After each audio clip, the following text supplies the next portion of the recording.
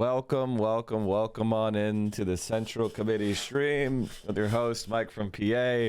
We are live once again. How is everybody doing today? Holy shit. The cringe has continued. Mike, can we retire the Trump edits for the intro? Yeah, I know. I've been thinking about doing that because, I don't know. It's just not funny anymore. You know? It's just not entertaining to me anymore. The guy is a fucking disgusting fascist, pathetic fucking worm. Us Virginians did a piss poor job on not running a socialist for governor. I mean, yeah. I mean, you got a CIA agent as your governor. How do you think that's going? Can you please link me the Lad as Hell song? It's in my playlist. Should be in there. Did you see Dave Rubin accuse Assad of harassing Anna and Anna coming to his defense? What the fuck? Brought in on, and he was awful. Everyone there. He harassed every girl there, constantly talking about genitals. And he was just awful. They basically made him work from home because he was harassing all the girls and wouldn't stop, including Anna. She'll never admit that now. I don't even care about any of that stuff other than to answer your question. Wait, he doesn't care about harassment? What? Hassan should 100% sue. I know, the thing about Hassan is he thinks he's just a normal guy. He operates like normal guy logic where you don't ever really encounter the legal system unless something really big happens. But the problem is, when you get to his level of prominence, people schizophrenically start to attack you and treat you differently. Right? And it is what it is. And you have to start defending yourself, right? There is a certain level of you have to defend yourself. Now, there is a difference between legitimate criticism and just blatant defamation like this. Saying he harassed people is a specific averment of fact. Hassan did this thing, which was a crime, right? That is per se slanderous. These are terrible people. They are terrible people with terrible ideas. He is as also there are terrible people with terrible ideas. Notice that they talk a lot about slandering the people, but not specifically the ideas. Because what are the ideas? Taxing billionaires. Pretty much everyone supports that. High-speed rail, popular. Free college, popular. Medicare for all, popular. Universal pre-K, popular. We go down the line of the policy platform. Renewable energy investment and jobs, popular. Protecting our environment, popular. Reigning in Wall Street, popular. Guaranteeing high-quality housing as a right, popular. You go down the list, and they're all popular. And here's the other thing. If you go down the list, all of them create higher human development, meaning the standard of living of the regular person goes up in systems that have these guarantees in these programs. So from an ecological perspective, from an economic perspective, from a social cohesion perspective, from a justice perspective, all those ideas are not only popular, they're effective. What the fuck is he even talking about? The best example of this is Talrico. All I've ever seen was attack his appearance, his sexuality, his eating habits, nothing about what his policies are. I will say this. Did I not call it immediately, chat? Did I not call it immediately? Did I honest to God know exactly what's going to happen? I made fun of Talrico for being a little bit of a, priss, Southern priss. And then immediately everyone is calling it, all the right wingers immediately open up on him. And I'm like, Jesus Christ. I knew, I could just sense it coming. Right. And again, I think Talrico beating, Ken Paxton is important. And I hope he does. That being said, he's going to be a huge pain in our ass and he's going to suck. Assad Piker should sue Dave Rubin for defamation immediately. I was never harassed by Haas, sexually or otherwise. This huckster is literally making up sexual harassment allegations, pretending to speak on my behalf just to defame Haas. He's sick. Assad is an entitled brat. Yes, definitely, but he never sexually harassed me. Oh my God. Why are you so jealous? What is he entitled to? Explain. What is he entitled to? What did he do that was entitled? God, the jealousy and envy of these people was insane, dude. God, I mean, it used to be jealousy, but they lost it, so it's no longer jealousy. It's just bitterness and envy, I guess. Jealousy is the fear of losing things. Anna Kasparian has already lost everything, so I'm kind of surprised that TYT is still trucking. Do they make money? How are they still alive? Ray surges? Wait a minute. Here's what Ray should do. I'm voting for Ray, obviously, but Ray should look and see where she performs best and then run for an office in those neighborhoods. That's what I would do if I were her. Obviously I want her to win, so maybe there's some like secret vote out there that's, you know, gonna surge late, but Nithya really fucked the left of this one. I mean, whatever. Like, Nithya, he's not very good at this. I want to... So chat, wait, oil is flat for the day?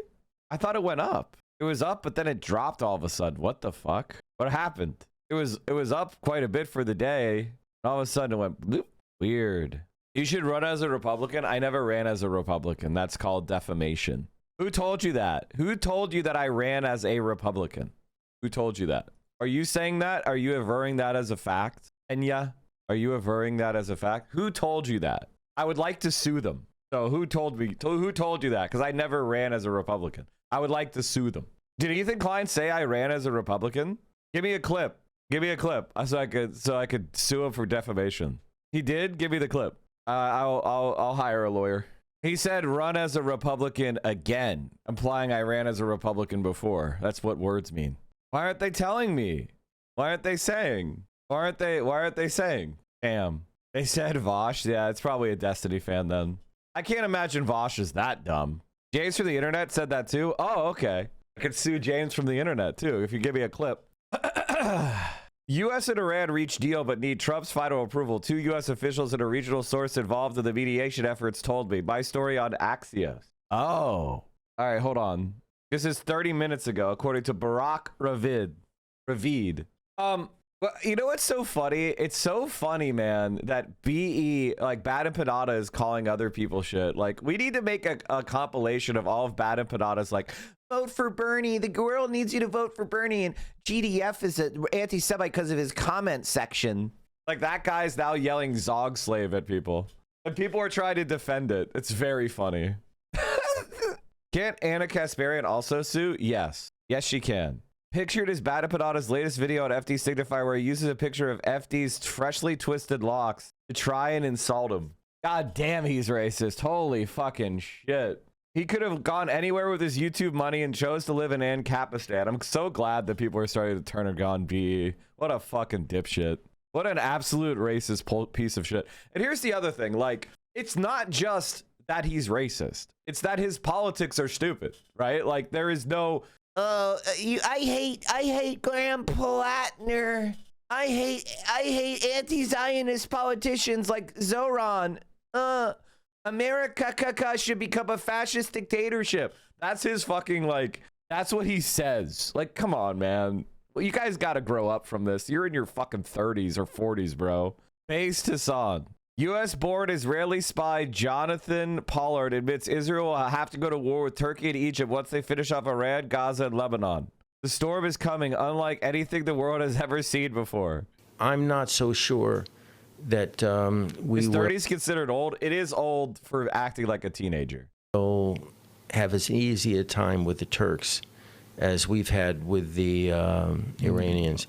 I've been following Turkish military doctrine, and The strongest army in the Middle East. the storm is coming. Yes, of course. And they're a I'm member not- of NATO. And even worse. At 1 hour, 22 minutes, they call you a Republican. Free show. I'm your host. Okay, they say, what do you mean they call me a Republican? They say that I ran as a Republican? Okay. Anyway, also he makes death threats. I have an opportunity for you. If you want to earn $100,000, let me know. Actually, Mike from PA, the dude that stuck in the before image of a transformation story. I don't make fun of people's looks, appearances. I didn't in the whole video. Please, Let me finish. Generally, I don't do it, okay? And in the whole video, I didn't do it. However, I made an exception specifically for you, Mike, because you are a vile fucking... You literally look like what I imagine like a goblin or troll looks like from The Lord of the Rings. Like he's built... Bro, it's so funny when Ethan Klein and Gila Klein make fun of anyone. like that. Like, Yeah. he does So it. Like, just give him a club and insane. make him 20 feet tall. You know, I know him as a pretty decent looking dude. Like back in the days, he looked normal. I don't know what happened the past like 5 years. This is your brain on fucking communism, bro. Yeah. What it used to look like. That was when he... an exceptionally nasty person, too. There's multiple articles about it because Okay, he got what tripped did off you the ballot by what did you say it was? Here, let me you said it was 1 hour 22 minutes. Okay, let's go right to 1 hour 22 minutes. Cuz he again Look like what I imagine like a goblin or troll looks like from The Lord of the Rings. Like he's built like that. Like, Yeah. He doesn't. Like just give him a club and make him 20 feet tall. You know, I know him as a pretty What's decent so looking. funny is like they have a still where I'm in my back porch, laying like backward with a pillow, right? And they're like, Mike is the fattest guy I've ever seen. It's like Dude, I like, have back in a the days, he looked completely normal. normal I don't know body. what happened the What past the like 5 fuck years. are you This is your brain saying? on fucking communism, bro. Yeah. This is what happens. Did receive a 3. The funniest part about this is they go, this is Photoshop. This is what I look like. And then there's video. You can look at the video. It's literally. Wait, he protested that? He says it's fake. It's Photoshopped. And then you pull up the video, and it is literally a screenshot. Oh, boy. But anyway, I mean, listen, the only reason I make fun You know of about the whole lore with him? I just saw this in a thread on our subreddit. I can't remember. Maybe we talked about it once before now that I'm thinking about it. But that he, like, ran for Congress and got kicked off because he lied about being a lawyer? No. Do you not know about this? No. So he ran a campaign to run for the seat that I think his mom held. So he's like... They're all Nepo babies. And he was a Republican. Love that. But he switched to being a Democrat and ran as a Democrat. Hold on. This man used to be a Republican? Yes. Oh, God. The grift couldn't be more No, I obvious. couldn't believe when I was reading. I had to, like, triple check that it was really him, but apparently this is real. Here, I'll pull up the... This is it. This is it. Literally, none of this happened. I can't get any factual thing correct. Actually incredible. Holy fuck. And by the way, it didn't matter. It didn't matter. The Republicans sued me to try to keep me off the ballot. I won at multiple levels. The right-wing Republican Supreme Court invented a new way of interpreting the law where they said, you can't say that you're in the legal profession unless you are an active barred attorney, which no one has ever said before. They invented that. They kicked off a retired attorney and myself because I had just graduated law school. And then 1 week later, I won the primary anyway as a write-in candidate.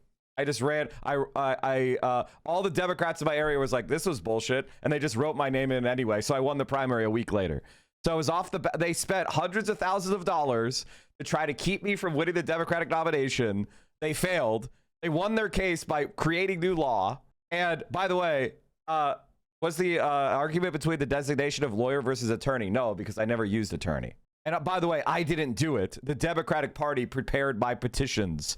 So it's not even that important. It's really not even that important. The end of the day is they spent hundreds of thousands of dollars. They got to the Supreme Court. They got new law made. And then a week later, I won the primary anyway. So it literally didn't matter.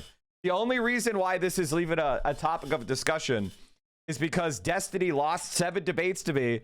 And they were so tilted that they did like a DGG like deep dive where they went in, found like Republican blogs from the election and like tried to use those same arguments the Republicans were making. That's literally all it is. Don't worry, he got his sources from DGG, the most reliable content machine for the Democratic Party. Yeah, exactly. It is what it is. Like, again, but notice he didn't actually say I ran as a Republican. He said that he didn't actually say I ran as a Republican. So you misheard. You misheard. Where were we? Oh, yes. The Anna Kasparian. Mike was the OKC of his time. Yeah, might be. But from then, they just referred to you as a leftist group. The thing about this is it's funny. Is like, was I grifting from 2013 till 2019 when I finally made my first stream? So their argument is that I was a leftist grifter for 6 years before my first stream. Like, it doesn't even make sense. It doesn't even make sense. You know who might be a grifter? The guy who was screaming the F slur and the N word and calling his teammates racial slurs and then decided to switch because he had a debate with JonTron. That guy might be the grifter. I don't know. I was refining my grift for 6 years. Yeah. All right. What were we saying? And if that was true, I mean, again, the thing that's so incredible is like I talk about politics every day. Why don't you have anything? I'm talking about this shit every day. Why don't you have anything from the last 7 years, man? Why do you have literally nothing from my stream except for me saying $100,000 opportunity? Which, like, honestly, it was a joke. That's it? All right, this is a story that I really think is fucked up. So I made a tweet right before stream. Justice Department launches a criminal investigation into Trump accuser E. Jean Carroll. This is what the FBI and DOJ are really like, full of the most revanchist, fascist, right-wing ghouls that have absolutely no honor whatsoever. They are prosecuting a rape victim who won her trial at the orders of their cult daddy. FBI abolishment is a serious position. The Justice Department has launched a criminal investigation into E. Jean Carroll, the former magazine columnist who accused President Donald Trump of sexual assault. According to multiple sources familiar with the matter, the investigation is focused on whether Carroll committed perjury. This shit is fucking evil, man. Exclusive and breaking news right now. The Justice Department, CNN is learning, has launched a new criminal investigation into one of Trump's enemies, E. Jean Carroll. Now, E. Jean Carroll was the former magazine columnist who accused President Donald Trump of sexual assault. ended up being that he was liable for sexual abuse. The source is telling CNN that the investigation now is focused on whether Carol committed perjury during her 2 civil lawsuits against the president. Paula Reed is breaking the story, and she's out front. And Paula, what else are you learning about? I mean, there was obviously a verdict. That's right. And here, Aaron, this is the latest move by the Justice Department to take action against one of President Trump's long-standing foes. Our sources tell us that this investigation is focused on a 2022 deposition that Carol gave, where she said that she had not received any outside funding. Now, her lawyers later told the judge that she had, in fact, received funding for legal fees and expenses from billionaire Reid Hoffman. The judge overseeing this case ultimately said there were no issues with her credibility and blocked Trump lawyers from asking about this at trial. Now, Carol currently has in other words, legal... So in other words, a Trump hater funded her lawsuit.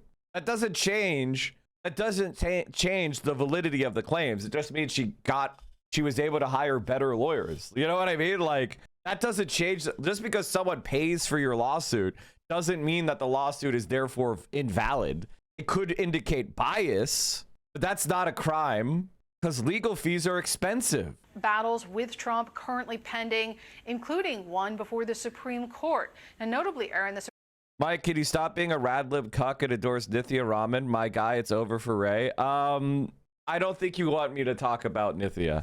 And I don't really want to talk about Nithya. The fact that I'm not really talking about it is like the best I can do. And I don't mean that, and like, that's the best I could do. You know? Like, I am literally doing my best. I'm literally doing my best. And it is funny because like radlib and then you're defending Nithya. Come on. You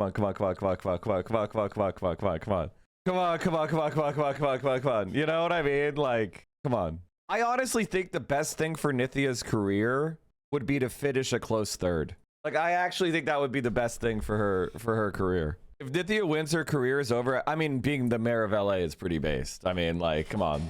I don't know what's going on with people. They don't understand, like, how important these jobs are. Like, do you think your city sucks by accident? No, it's because people are stealing all the money that's supposed to be spent on, like, taking care of it.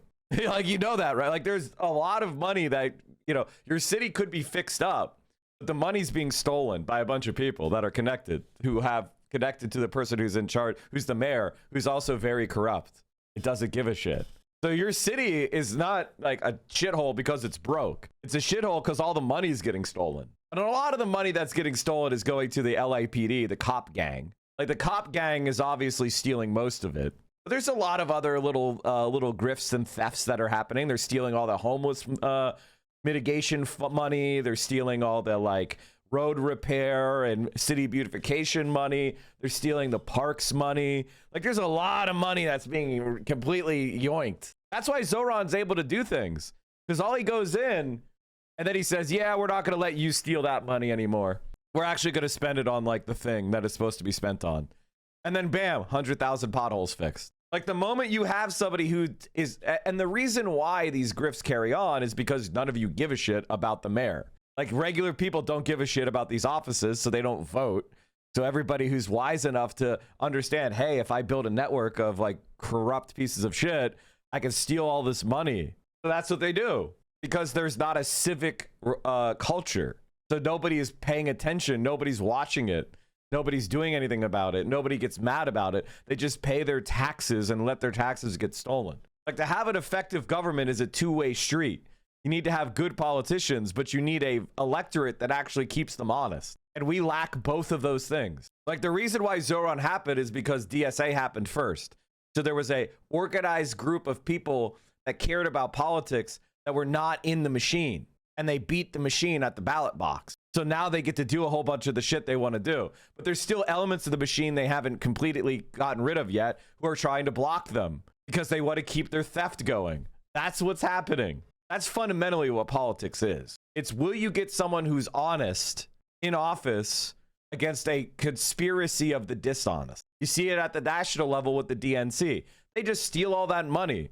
All the fucking dopey Karens and Dianes and Deborahs who send their money, you know, $5 at a time to the DNC because they say, oh my God, if you don't give us money, we're going to lose rights and Donald Trump is going to kill everyone. All that money gets stolen. by people that are connected to the DNC apparatus, and they make hundreds of millions of dollars a year stealing all that Deborah money. That money could be used on like actual shit to make our country better, but it's not, because we can't win. If we actually won and got people that were like 90% less corrupt, we could take that money and do real shit. Unfortunately, there's a lot of people that are willing to steal. The Supreme Court has deferred 12 times on a decision whether they want to take up that case. Now, over at the Justice Department, Acting Attorney General Todd Blanche, I am told, has recused from this case because he worked on one of the appeals related to the Carroll case. Now, I'm told he has not attended any meetings or been in any discussions about this investigation. The case is currently being handled out of the U.S. Attorney's Office in Chicago. Now, tonight, the Justice Department issued a statement saying, quote, "We can confirm that no U.S. Attorney's Office has declined to investigate any case relating to the subject matter of CNN's inquiry. We will not comment beyond that." Now, Carroll's team tonight declined to comment.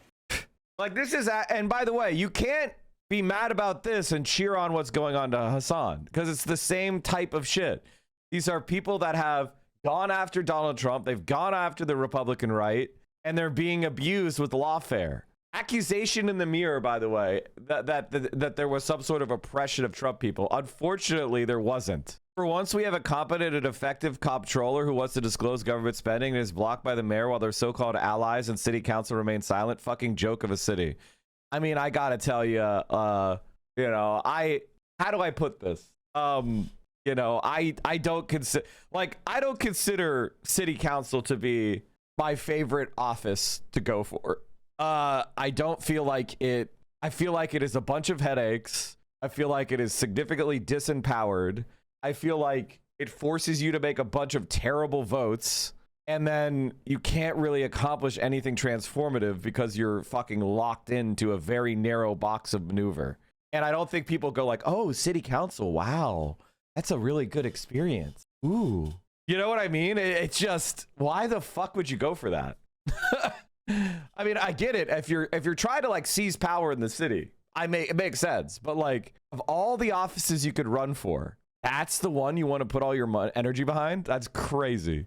Mike, you need to go on Kenneth Mejia's website. How is he doing, by the way? Is he gonna win? I know he's not a socialist, right? He doesn't call himself a socialist. Is it true that the LA mayoralty doesn't have as much power as the city council? I mean, true. But they're doing charter reform right now, aren't they? Anyway, long story short, California politics. If you told me, if I were DSA, you know what I would get behind? The ranked choice voting reform. Get rid of those jungle primaries because they're fucking garbage. I would get rid of jungle primaries. They're so obviously designed to make the Democratic Party more right-wing by allowing Republicans to vote twice. First for their Republican candidate they actually like in the primary season, and then vote for the most right-wing Democrat in November. It's fucking terrible. It's actually fucking terrible. And I don't know. I mean, I know why, because conservative Democrats want to be able to get Republican votes, like, obviously. And then there's all sorts of stuff where you get like shutouts where like two Republicans get in because they both got 10% of the vote, and there were like 30 candidates. Like, California's electoral system is a fucking joke. It's so bad. All right. God, Patty Padada is such a scumbag. Jesus Christ. Honestly, I think New York City has the best electoral system, which is why you see a lot of socialists winning, because they have like public financing of elections. They have ranked choice voting. Like, that's a really good system. I really enjoyed the convo he and Hassan had on Noah's last fundraiser. It's a shame he turned into a drama slop tuber. He is gifted at presenting narratives and doing agitprop. He should go back to that, but he won't. He opted for views and money. I mean, those are a lot of work. Like, the long form videos are a lot of work, and YouTube doesn't really pay you that much for that. YouTube pays you for posting short slop. Like, that's where the like incentives are in YouTube, right? Like, long videos that are well researched take time, and they don't pay much unless you get people to join your Patreon. Nah, he's not a leftist. He's already said it. He has this thing where he blusters on Twitter that shrinks when he actually confronted person to person. It's called the Destiny Playbook. That's the Destiny Playbook. You talk big behind text, and then you do debate me, and then you know, you get a video with you interacting with somebody with a lot of clout, and then you get boosted in the algo. Like, it's not that. And then from the mere exposure effect, you're going to grow. And then people are oftentimes, the link will continue to persist in the algorithm, and you'll get boosted more, even when you're no longer talking to that person. So you kind of continue to farm their community for a long time to come. That's why people do that. That's why people do those debates, right? Who is it, a leftist? BE? Yeah, BE is not a leftist. He's claimed that he's not a socialist. He doesn't care about socialism. He just wants first world genocide. And that's not a joke. Okay, what were we saying? Oh, yeah. Let's move on. The Iran war. Breaking. Iran war deal. Iran strikes U.S. bases. This both happened this morning, so I don't know what to say. U.S. Central Command accusing Iran of an egregious ceasefire violation this morning. This is after launching... The U.S. just attacked Iran. Iran launched a ballistic missile toward Kuwait. That missile was intercepted by Kuwaiti forces. Kuwait's Ministry of Foreign Affairs called it a dangerous escalation. Now, U.S. officials say this attack came hours after Iran had, as it described, posed a clear threat by launching attack drones near the Strait of Hormuz. And CENTCOM says that U.S. forces intercepted those drones and launched its own attack and prevented another drone from launching from a site in Bandar Abbas. Iran says that it then launched a retaliatory attack targeting an unmanned U.S. base. Now, just to sum up, what ceasefire is a good question to be asking this morning. Meanwhile, just moments ago, Iran's supreme leader is now speaking out, praising the strength of the Iranian people and now calling for greater unity. CNN's Kevin Liptak is at the White House. Kevin, there's a lot of moving parts this morning. Start with, I don't know, what the message we just heard from U.S. Central Command. Yeah, and I think bottom line, it all adds up to a lot of questions about how these two sides are going to come up with any kind of deal, despite the president's, recent optimism that they were heading in the right direction. This all is very clearly on quite shaky ground as both sides accuse the other of violating the ceasefire, as both sides appear to harden their negotiating positions. It is not at all clear how this is going to be resolved. CENTCOM saying that this ballistic missile that Iran fired in retaliation towards Kuwait is, quote, an egregious ceasefire violation. You have had officials over the last several weeks describing these skirmishes as something more minor, something that doesn't necessarily violate the ceasefire, even though it's become evident that the firing is not ceasing in any way. And just to give you a little bit of a tick-tock of how this all unfolded overnight, the U.S. detecting Iran firing these one-way drones towards a commercial vessel in the Strait of Hormuz. They take those drones out. They also take out the ground facility that they say was preparing to fire an additional drone.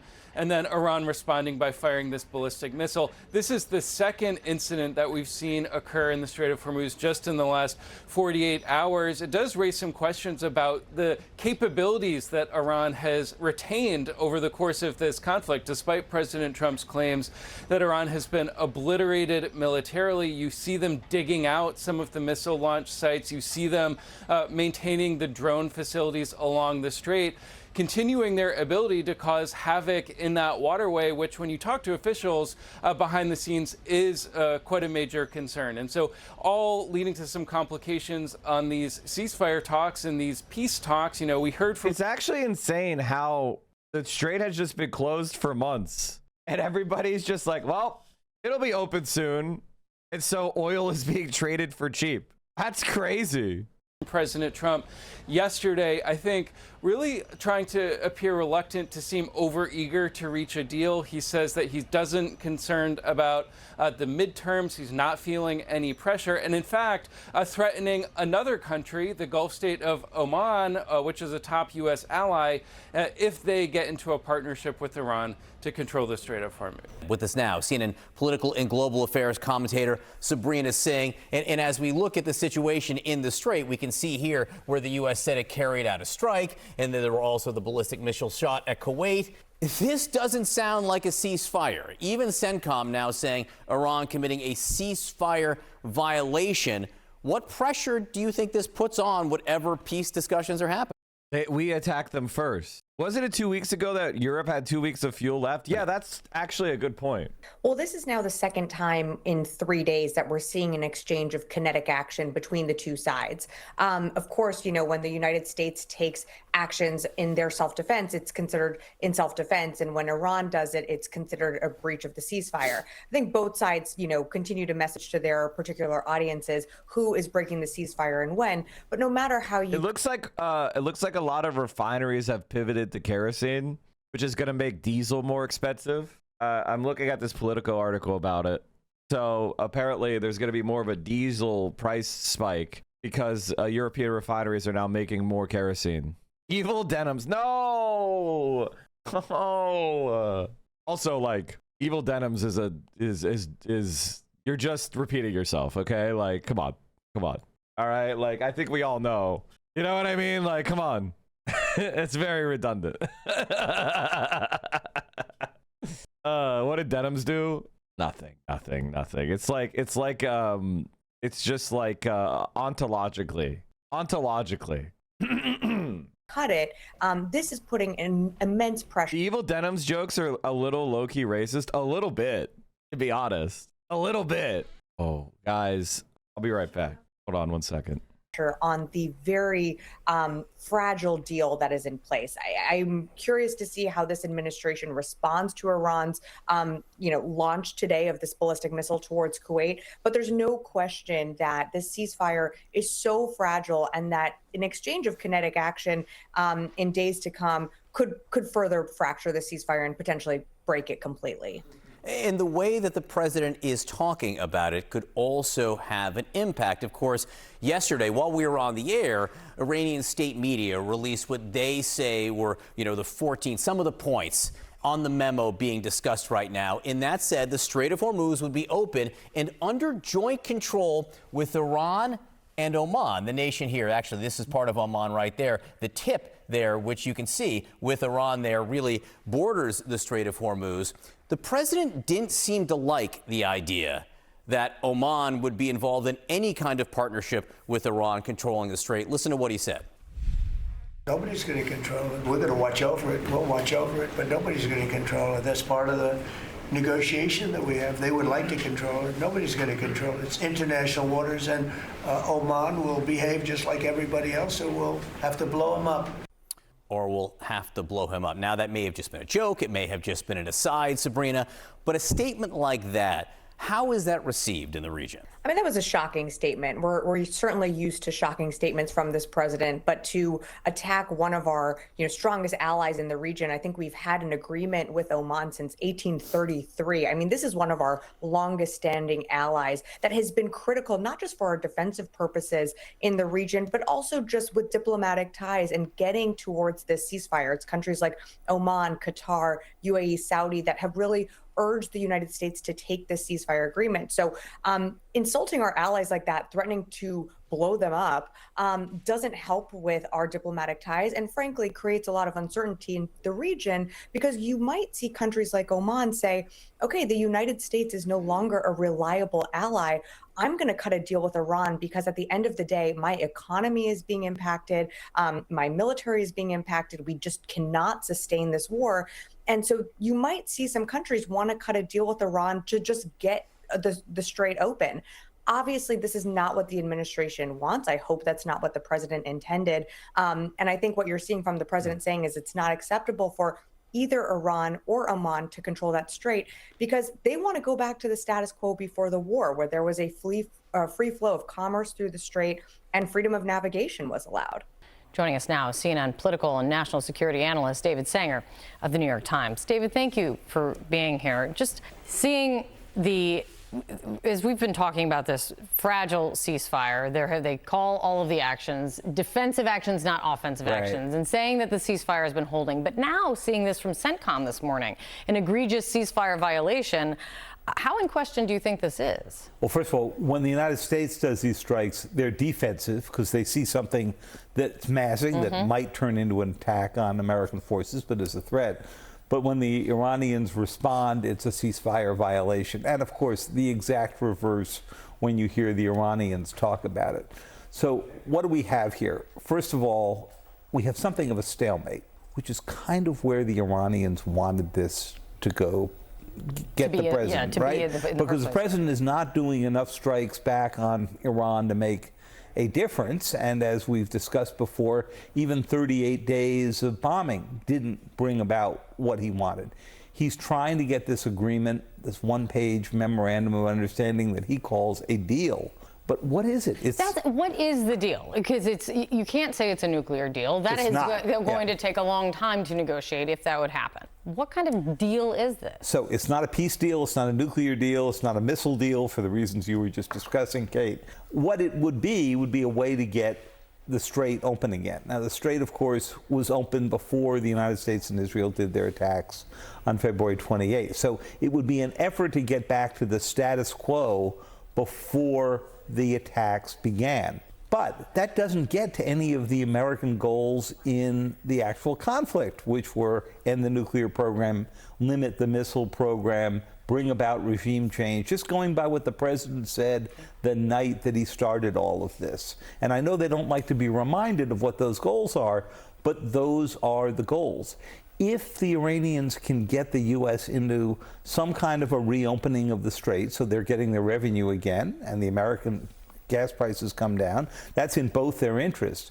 But then you're into the exact kind of lengthy negotiation that led to the war to begin with. And then there's also a question of...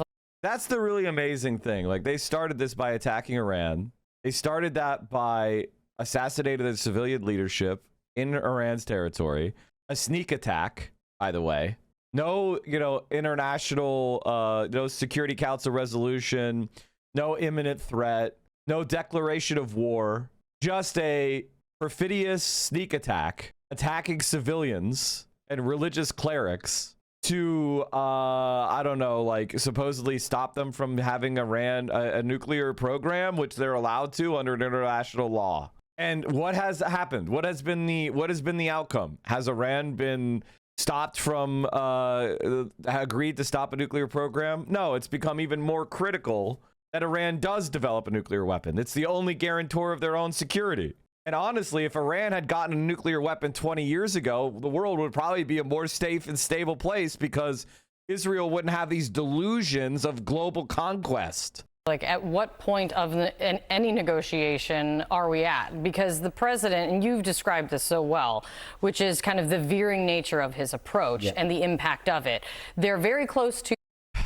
So, chat, just for disclosure, it looks like there's a bit of a medical scare happening in the family. So, it looks like we were just informed about it. It looks like the family member who is made it through the most dangerous parts, but they're currently in the ICU, and so we're waiting to hear more.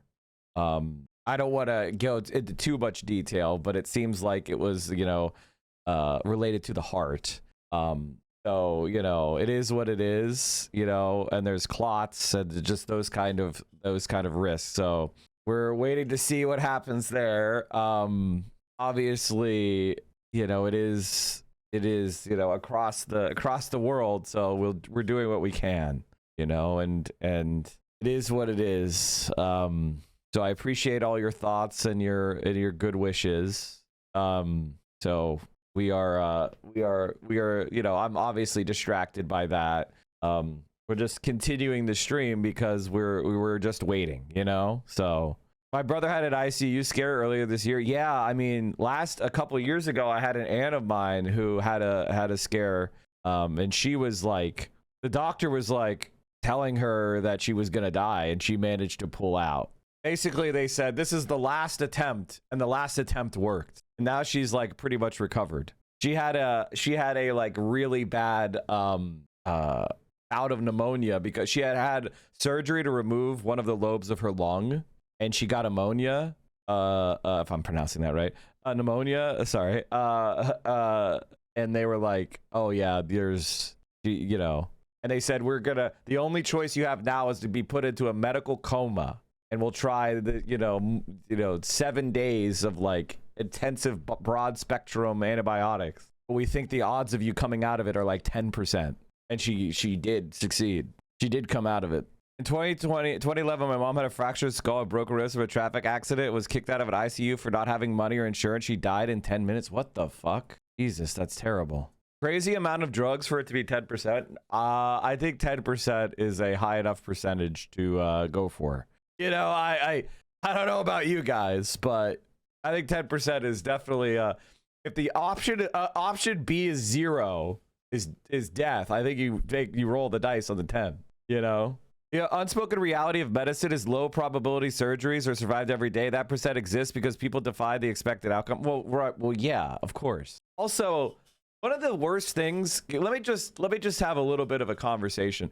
The worst things that people do that think they're wise is reduce things down to single numbers and then callously make decisions because they think they can reduce things down to a simple number. And the reality is that anytime you try to reduce something as complex down into a simple number, there's going to be huge error bars on that number, right? Anytime someone gives you a firm number, like this number is X, that is a lie. And it's a misunderstanding of what's going on or an oversimplification, okay? There should be massive error bars. It's a 10% survival, plus or minus 20%, right? Or plus or minus 2%. There should be some level of certainty, some sort of level of uncertainty that is not being communicated, right? And also, you know, people that have a certain type of condition may also have other sorts of comorbidities that haven't been fully brought out of that number, right? Like, so there is all sorts of complexities that, you know, you should always keep in mind before you accept something as simplistic as like an easy little number. It's why a lot of leftists rebel against IQ, because the idea that you can reduce human intelligence down to a single number is laughably stupid. But people like that number because it's easy to compare to other numbers. A 125 is lower than 130.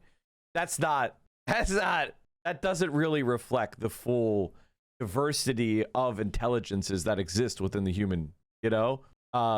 And there's so many other elements of intelligence and will that just are not reflected. And when people get fixated on these numbers, they're oftentimes a fucking loser. And I say that as somebody who has a high number. Who gives a fuck? I think the fact that I got that high number when I was 6 made it embarrassing. And it was like, how are you going to make a personality around getting a high number when you were 6 years old? Like, who gives a fuck? Oh my God, I passed my IQ test. Like, I think everybody passes the IQ test. Everybody is a genius, but if you judge a fish by its ability to climb a tree, it will live its whole life believing that it's stupid. Yeah, Einstein. Yeah, exactly. All right, let's keep going. Let's keep talking about this. A deal. He is in no rush to get a deal. Iran is urgently begging for a deal, but now Trump, as he said, the president said during the cabinet meeting yesterday, describing it as having almost like the utmost patience. They can't outwait me, as he said. So is it clear where they are in the negotiation? I mean, Marco Rubio says, you know, it's almost like they're quibbling over one word here, one word there. Well, Secretary Rubio said that, but those words that they're quibbling over are actually to fundamental issues.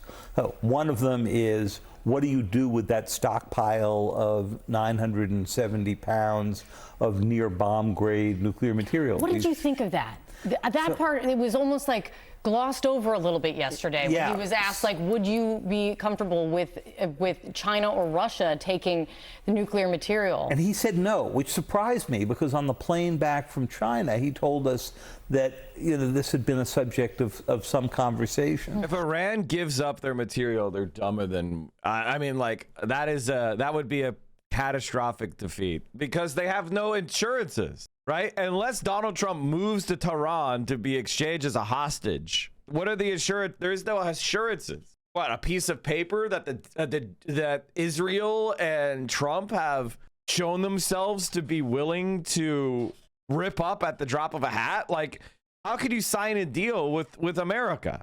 I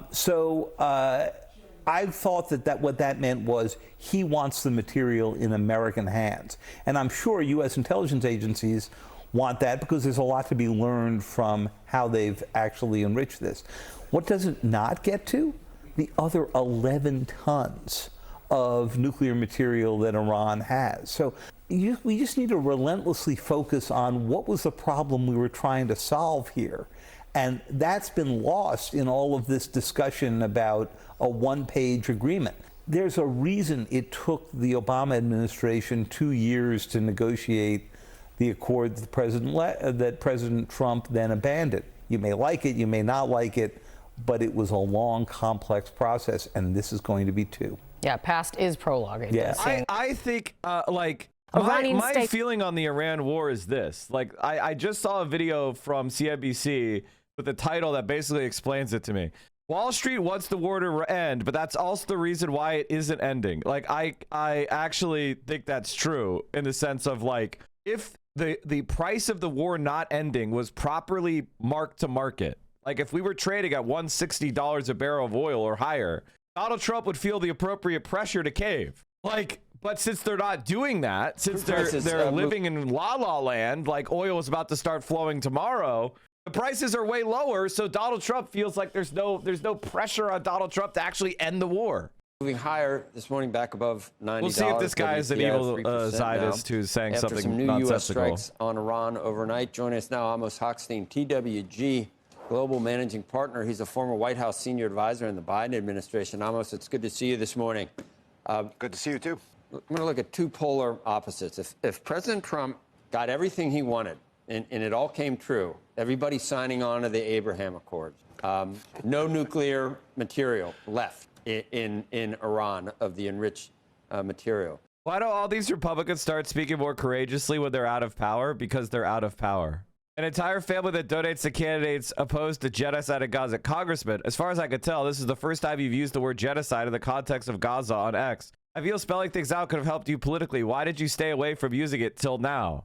Because he's a... I don't know if... I feel like Thomas Massie did say it, didn't he? Iran not controlling the Strait of Hormuz since it's in international waters. If all those happen, all those things, it would be amazing. On the other hand, Iran seems to say it's going to continue to control the strait. He's spilling over the timeline. Oh, shit. Material. And wants sanctions relief and wants billions of dollars that's frozen right now. And once that freed up, along with war reparation, they don't even seem like we're in the same universe in terms of where we are. Is there something we're missing? Are there moderates in Iran that aren't entrenched way over on that side, Amos, that we're talking to? So I think you're right in describing the picture as this binary statements coming out of the two sides, which is why those two are not even nobody's negotiating those issues at all. The only thing that's being negotiated right now is an MOU that will open the strait and give a time horizon where we negotiate all these tough issues of the enriched uranium that's already, right, the stockpile of enriched uranium, the future of enrichment, et cetera. And right now, we're only negotiating essentially what will it cost the United States, what will we have to give Iran to open the straits, kind of an open for open. So we went into a war, we fought a war, we're now negotiating over the opening of the Strait of Hormuz, which was open before the war, in order to give us space to negotiate the other issues. Because you're right, the claims that we're making on the U.S. government side, the public claims, which is not what the U.S. government is claiming in the negotiating position, don't even match the reality of where the Iranians' public statements are. My experience is that normally whatever we're saying publicly is not exactly the posture in the room. The problem here is that President Trump is elevating the publicity of it, and therefore it gets very hard to negotiate an outcome against public expectations. You have not been a rabid critic of the whole thing. I think you're hopeful that this could end up being... Wow, another Biden advisor who's pro-Iran war. Illegal. Wow, I can't believe it, chat. I can't believe another pro-Iran war guy. Can you guys believe it? There's another pro-Iran war guy. I can't believe it. A positive. I'm floored. Maybe for the region and maybe for the United States. Is that fair to say, Amos, or are you disconsolate and pessimistic? Look, Joe, as you said, I try to be... The bottom line, I get criticized from the far left and the far right. The bottom line is this. I'm on Team America. I'm always on Team America, regardless of who the president is. That is legitimately nationalism of the Nazi type. I'm always on Team America, no matter who the president is. AKA, I'm with America, right or wrong. That is That is unbelievably disgusting. What separates you from a Nazi? What separates you from a Nazi? Well, I support America, not Germany. That's it. That's the only thing. It's which team you're on, not the ideas behind the fascism. What the fuck are you saying? It's not a secret I'm not a fan of President Trump's. It's not a secret that I thought that we should not have gone to this war, and that really, I still don't understand why we entered the war. I'm confused as I was in February. Having said that, I'm Team America. I want us to win. Whenever we do something, I want it to have good outcomes, and I believe Iran is a horrific regime that has hundreds of thousands of people's blood on their hands. I want this to be a good outcome. I just don't understand this process that we're in. I don't think we're going in a good direction.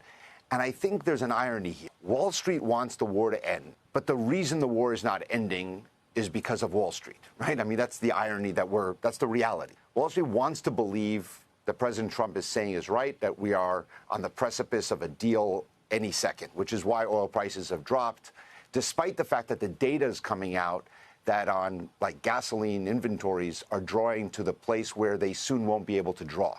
Our entire U.S. economy is now based on inventories, but inventories are finite. They end at some point. And we're getting to that point, as I said on your show a few weeks ago, by the middle of June, we get towards that cliff, maybe the end of June, but not beyond that, right? The inventories are coming down every single week. The API data yesterday, the EIA will have data today at noon that will show more inventory draws, which means we're already 5% below, more than 5% below the 5-year average, which means we're going down to a point where we can't do that anymore.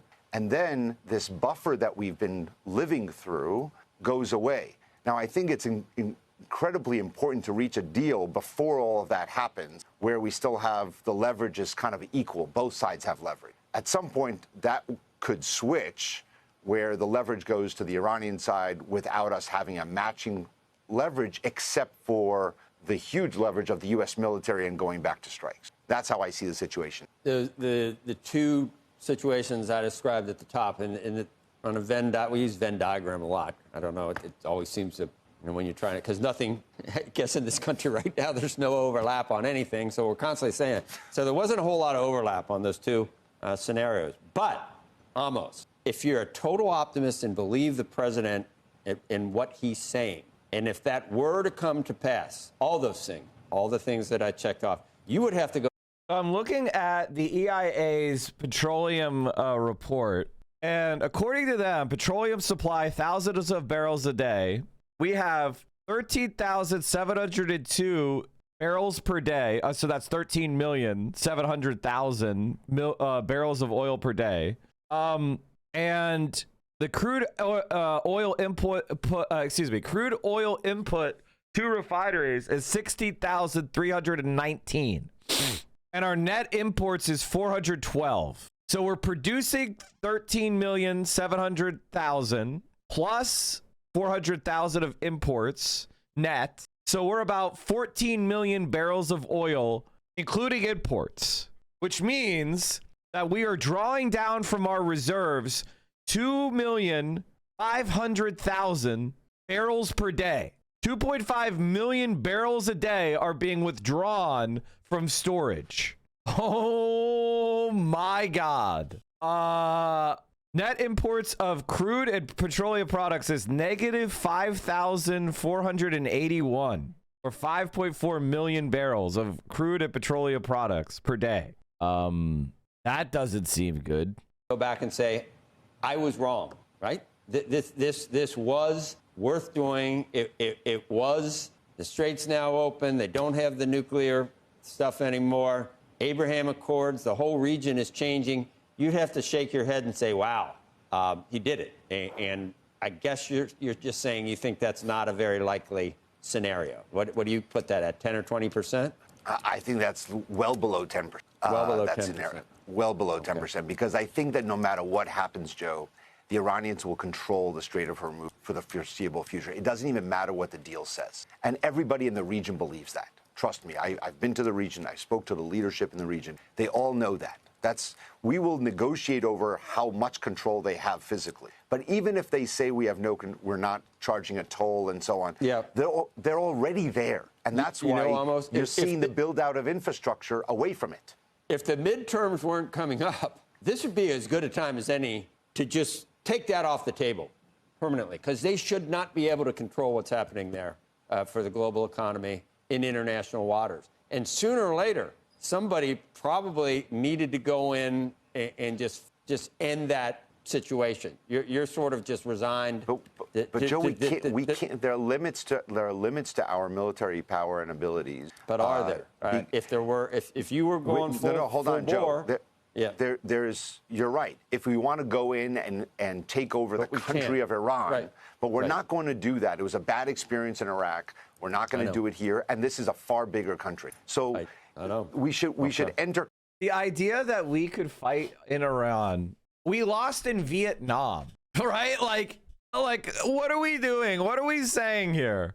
We just lost in Afghanistan. We just lost in Iraq. Like, what are they saying? We couldn't even contain the Houthis. Conflicts that we can win. And I think this one, I see it as a very low likelihood of your scenario, your fantasy scenario. Right. The more realistic one is complicated. And again, I say we're several weeks away from where the economic issues start affecting us in a fairly significant way. The worst case, almost, you're right, is it something that looks like what we had, which was terrible, the JCPOA or something like that. That's the JCPOA was better, you dumbass piece of shit. What the fuck are you talking about? What the fuck are you saying? These Zionist liars are so funny. We would have had an open Strait of Hormuz. We would have had the Iranian nuclear program purely civilian, monitored by... We had China, Russia, Europe. Everybody was involved in the JCPOA. You understand that, right? Like, the entire world agreed to the JCPOA. The entire world. It was probably one of the most successful treaties ever written. Everybody was dedicated to making sure it worked. And throwing that out is what has led to the decision and by the way, like, I gotta say, and you know, obviously I'm just a guy. I'm not a leader of Iran, and I understand the risk involved with making the decision to try to pursue a nuclear weapon, but they should have had a nuclear weapon by now. If Iran had detonated a nuclear weapon 10 years ago, the world would have dealt with it. Iran would have gotten the same treatment that North Korea did as far as sanctions, but the world relies on Iran's oil a lot more than it relied on North Korea, right?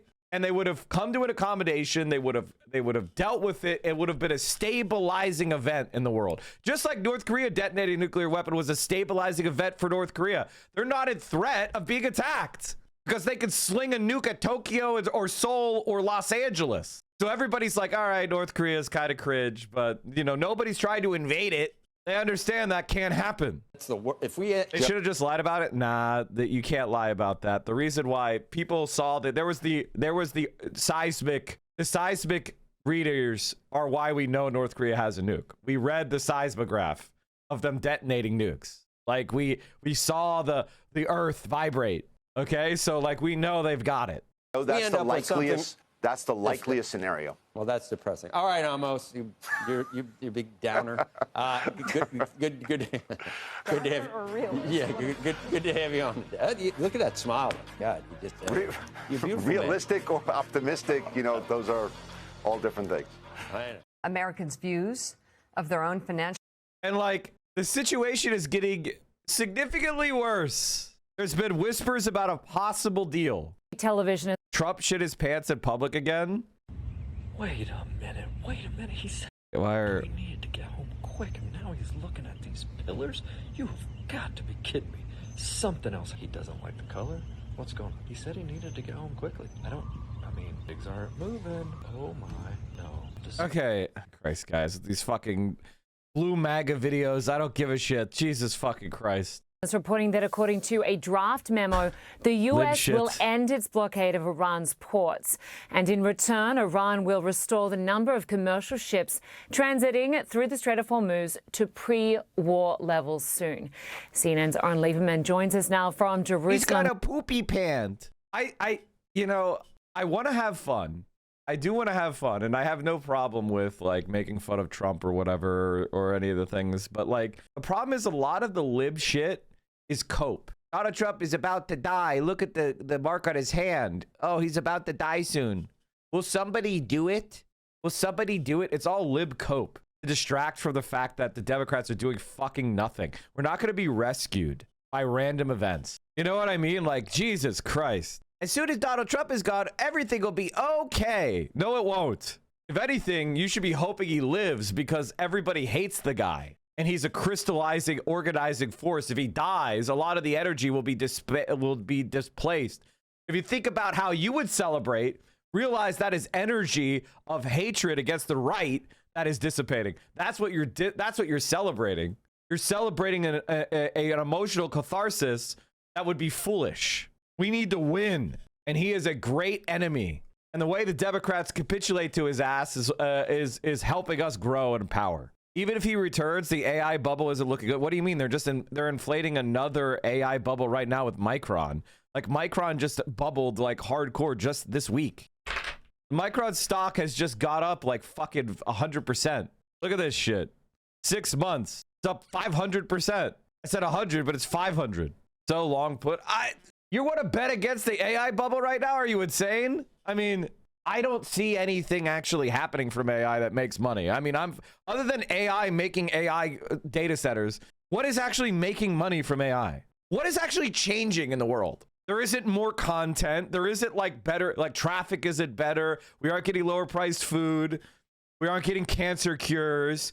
Like, what is actually happening for human beings? Like, how are human beings' lives getting better? Like, actually, like, I mean, maybe I'm an old Marxist, but I'm like, hey, are people's lives getting better? Is AI like coordinating production better and we're like getting more out of less resources? And like, I don't see anything happening. That's like positive. That never mattered. Well, yeah, I mean, maybe again, I'm an old Marxist. I care about human beings. God damn, what a fucking dope I am. Isn't it interesting that the predictions were that Trump would destroy the GOP, but importantly, he's actually destroying support for the establishment DNC and creating momentum for progressives to overthrow of the Democrats? I mean, listen, if we're going to overthrow the establishment, we need to have two things have to happen. One, we've got to win the presidency of the United States because this society is a top-down society. So if we're actually going to change anything, we need to have somebody in the White House that is actually on the left. The second thing we need is that person has to have a fighting spirit. They have to be like Trump in the sense that they want to purge people from the Democratic Party that are opposed to them. I don't see that. That's where I think we're fucked because I don't see anybody with a fighter's spirit. We need somebody who will like actually be left wing and then will act like FDR and LBJ did. Show their metaphorical dicks to the establishment. We need somebody who wants to crack skulls. And like the one thing about Trump that you can't deny is he's at least like people look at him getting establishment Republicans defeated, and that's a sign of his effectiveness as a political leader. Donald Trump, love him or hate him, he is accomplishing what he sets out to accomplish. He is doing the things that he wants to do. He is not being stymied in any way by the Democrats. Now, they're bad. I hate all the things that he's doing, but he is successfully doing those things. He got ICE funded like with $180 billion. He's doing wars in Iran. He is like massively cutting the federal workforce. He's destroying so many valuable social welfare programs. And he's doing a mid-decade redistricting gerrymandering spree and wiping out a bunch of Democrats before a single ballot is even cast. And he's throwing out every Republican who dissents from office. That's called success for his goals, which are a disaster for us. And I think one of the problems that we've got is that a lot of people can't do what I just did. A lot of people cannot look at objective reality and go, Donald Trump is succeeding in his goals. He's not succeeding in the sense of making the country better for regular people, but that was never his goal. He is succeeding for increasing the power of the billionaire class, destroying American and containing American democracy, and doing all sorts of maximalist positions in foreign policy. I mean, his Venezuelan attack has worked out well. Cuba is resisting, but is teetering. And Iran is facing an existential struggle. Now, maybe that'll all backfire. Maybe it will end up failing. I hope it fails. But the Epstein class has largely been immune. There's been no consequences for the billionaires, the Epstein class. He's literally getting one of his rape victims investigated by the DOJ. He just set up a slush fund where he could give all his most loyal supporters hundreds of millions of dollars, billions of dollars. Is AOC setting up a slush fund? Hand out millions of dollars to me? I don't think so. He's stealing money hand over fist. With the latest, Oren, what are you learning from about this? She is the president? Well, yeah, that's my point. Like, I think a lot of people are in cope mode, and I'm trying to break you the fuck out of cope mode into reality mode, where it's like, we are in desperate, dire straits, and we need a win right now. Not 2 years from now, not 10 years from now, now. Draft memo being reported on Iranian state television. Linda, this is our first sense of what's in the memorandum of understanding that's being worked on between the U.S. and Iran to try to get to. I'm not coping. I usually watch Trump poop his pants real quick. I mean, but it's not really like good evidence of him pooping his pants even. That's the thing that's annoying about it.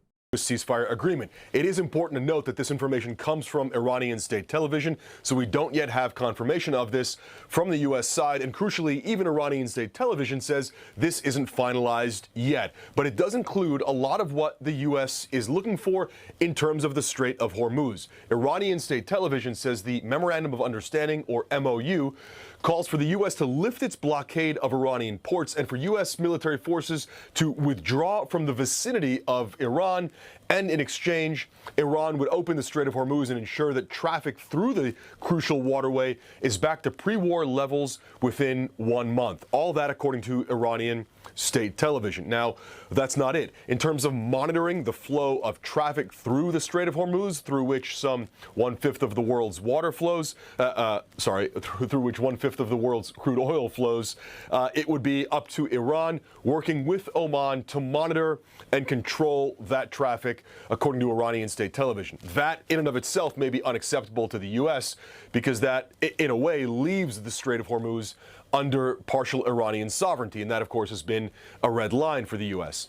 Now, Iranian state TV says this is still in the works, it's still being negotiated, and it's not finalized, but Pakistan is mediating between the U.S. and Iran to try to get to some sort of agreement here. Now, there's a lot we don't know here. According to Iranian state television, it calls for the U.S. to withdraw forces from the vicinity of Iran.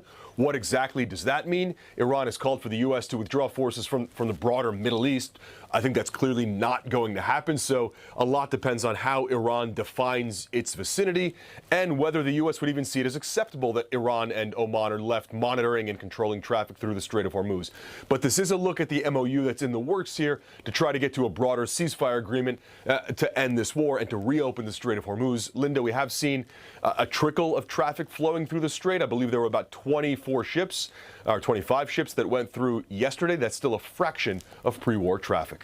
And Oren, we know that the U.S. president is set to host a cabinet meeting discussing Iran in the coming hours. Do we know what exactly the U.S. will accept, and who is negotiating on behalf of the U.S. right now? In the end, it's almost certainly simply up to President Donald Trump himself. What is he willing to accept as part of an agreement here? Now, the red lines he's drawn are no highly enriched uranium remaining in Iran and trying to essentially end the nuclear program. Now, okay, so they're not going to do that. And next, cautiously optimistic, but Grant Plattner may be the guy who could wield the presidency the aggressive way you're describing. You don't think AOC could go that far? Plattner could? Okay, first of all, Plattner needs to actually win.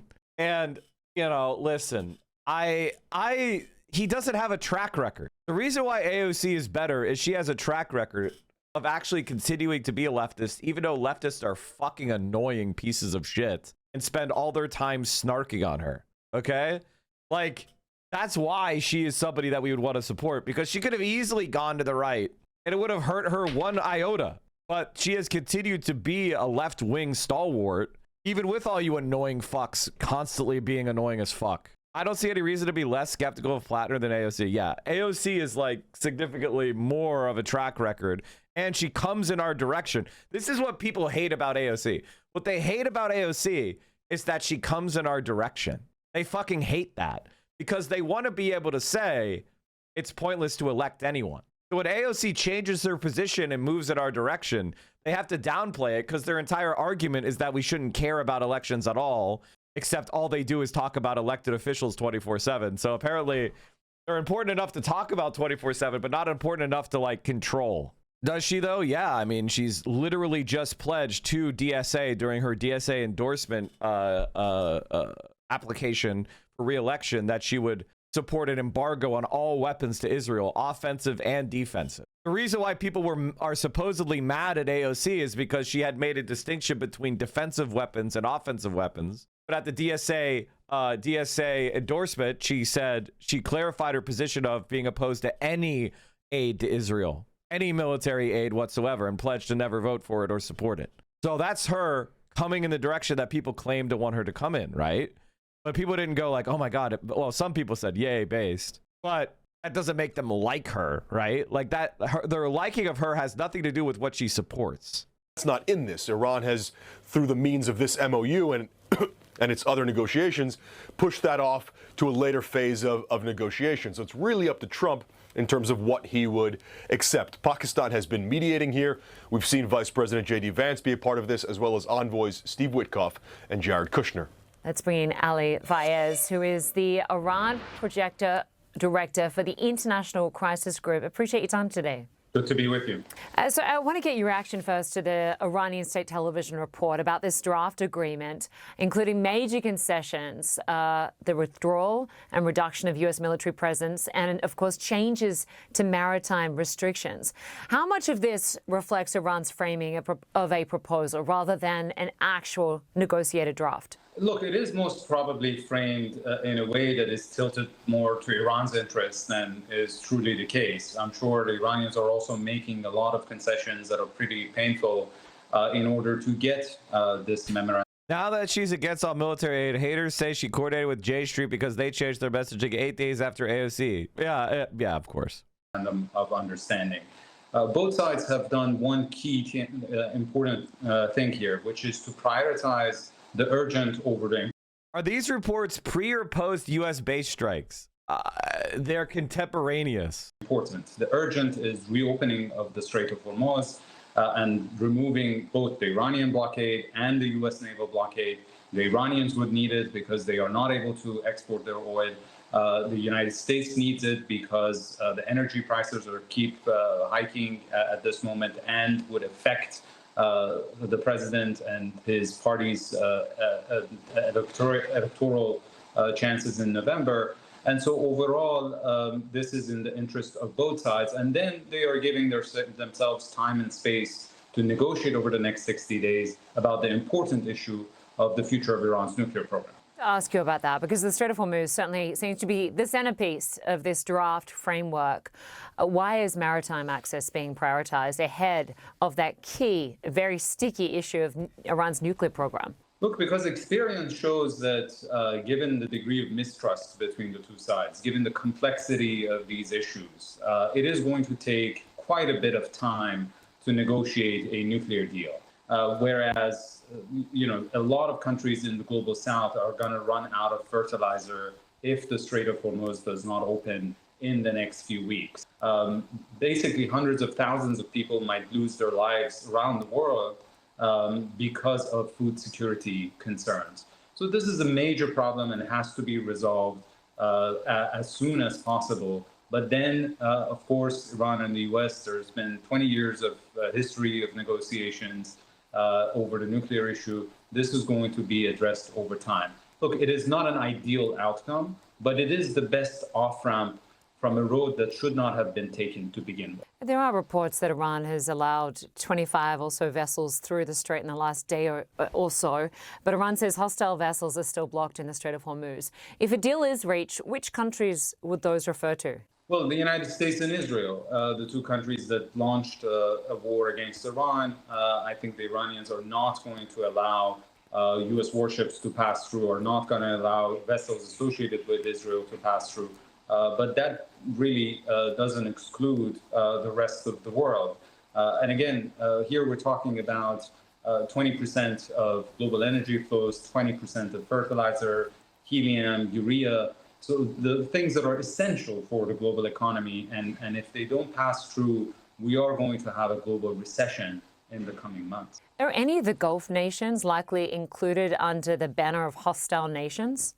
Well, so far, despite the fact that tensions really were pretty high between the UAE and Iran, the Iranians have not framed the UAE as a hostile nation. And at the end of the day, the UAE is part of the Gulf Cooperation Council countries, and Oman, which is also in the Strait of Hormuz, runs through its territorial waters, is part of this understanding with Iran about the future. American politicians hold such disgusting grudges after being beaten. Example, Cuba having successful revolution and constant punishment since then. They just let this go, or do you see some sort of underhanded attacks coming down the road? If you want America to stop fucking with you, you have to have the physical leverage over America. There's a reason why they're not doing shit to China. It's because America relies on China's economy in order to survive. Without Chinese production, we wouldn't have the same standard of living. So that's that.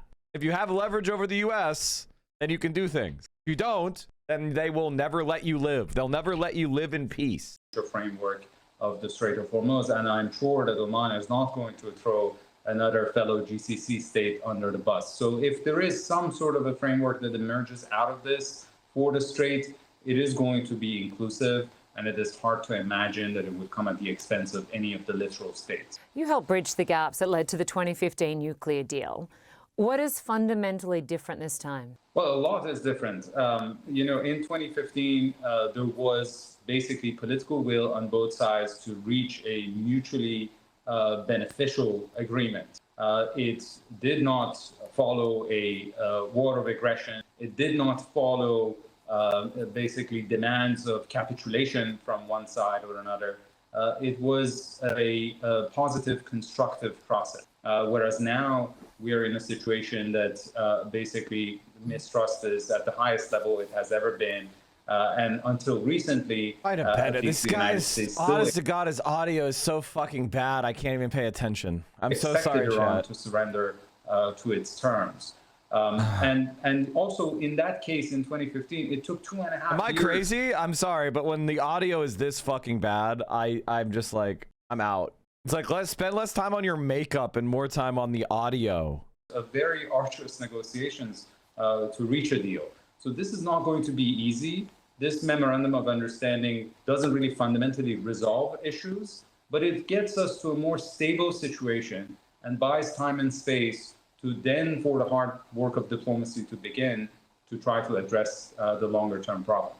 All right, we'll leave it there for now. Ali Vaez, we appreciate your analysis. She stopped paying attention because you're just like, we'll leave it there.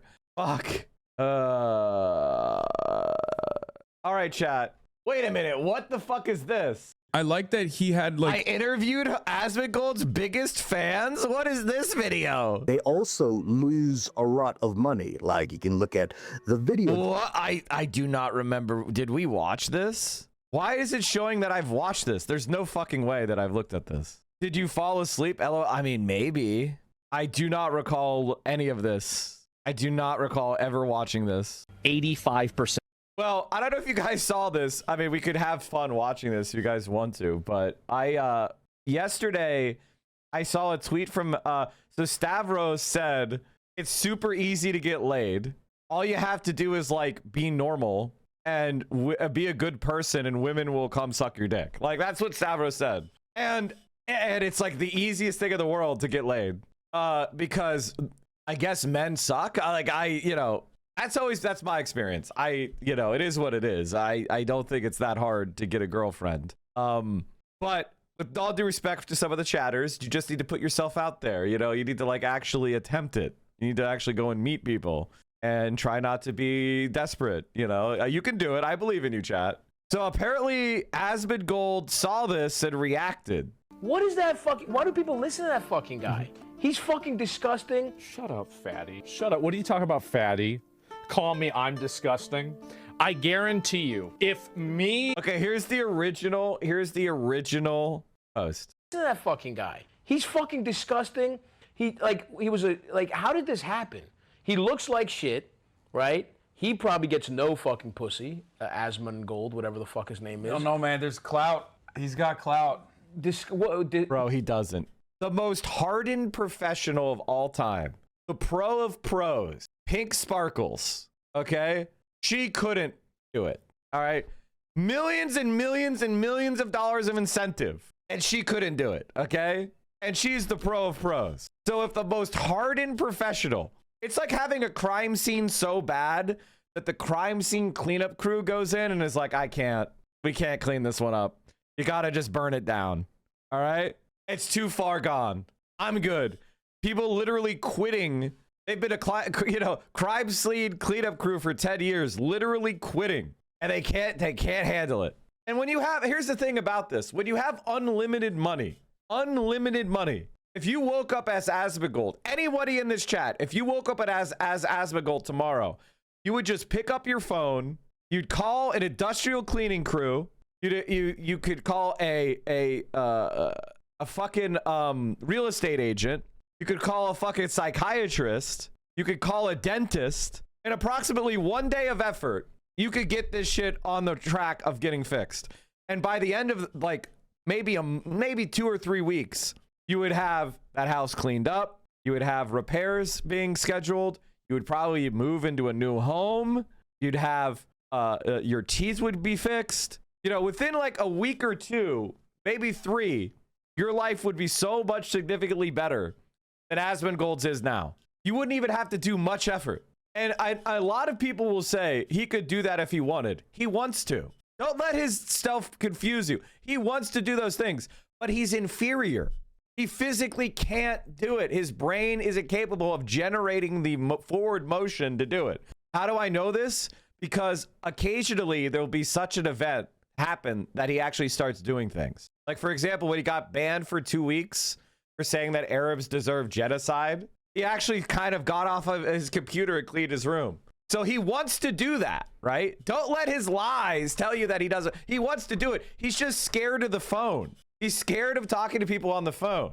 He's so embarrassed and humiliated in the way that he lives that he can't muster up the courage to talk to a stranger and ask for help. That's what he is. He's a fucking born loser. And the thing is, and this is the thing that's really funny to me, is he has to LARP like he likes it. And then furthermore, and this is the thing, obviously I'm going to sound really mean for laughing at this, but he's really evil, chat. So I don't care. Nobody loves him enough to care.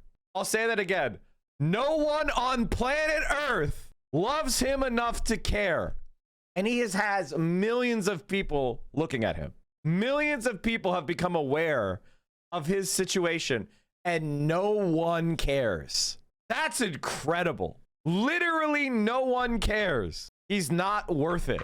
He is not worth it. He's not worth caring about. God damn, dude. That is actually pathetic. That is actually pitiable, which is what pathetic means. People kind of use pathetic, but they forget what it means. Pathetic means that you look at that and it's just like so sad and you just pity the person. Like, God damn, I'm not even mad anymore. I just like feel bad for you, man. And holy shit, that's incredible. If I got really depressed, let's say that I got really depressed and I didn't take a shower for like 2 weeks, right?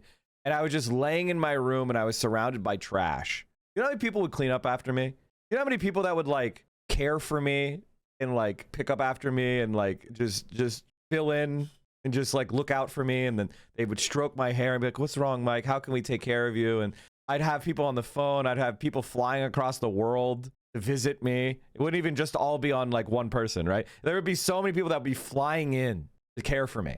And I'm not saying this to like flex. I'm just saying that that's probably true of most of you as well. Like, people would care for you. And this guy's a multi-millionaire. This guy's a multi-fucking millionaire. And nobody is willing to do it, even to be fake. Even to be fake. They won't even pretend to try to get closer to his money.